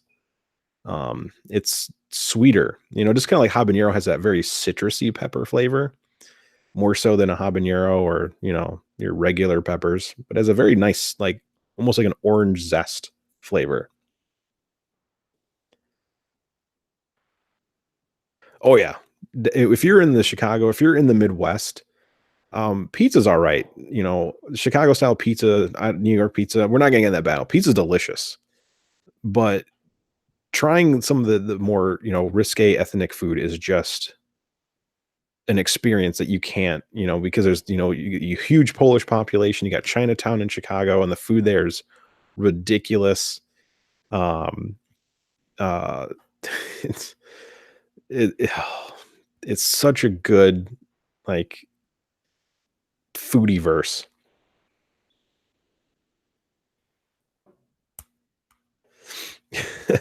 And also good night for me. I think I am toast. Speaking about food, I am toasty. the assembly is complete. I just need to put it over there and recalibrate it. So Chris is going to power out he only did 3 hours and 15 minutes of craziness today. So it's not bad. We replaced our X-axis. We replaced the screen. We put the single holder. We put the Y-belt tensioner on there. I'm good. I'm happy. So everyone, go get yourself some food. Tacos are not just for Tuesday. It's literally taco Monday through Sunday. Or Sunday through whenever. So get yourself some tacos. Enjoy the week. I'll probably be back early next week because I'm going to do some more mods. I'm waiting for those new bearings to show up. So yeah, we'll replace the X and Y axis on this printer back here that just finished printing during the show. So thank you everyone for painstakingly staying through me building or rebuilding this. It's smooth. I'm happy. So this is going to be a good one. I can't wait to print. So good night. Enjoy. Get some food. I'm going to have another stroop waffle for dinner. So good night.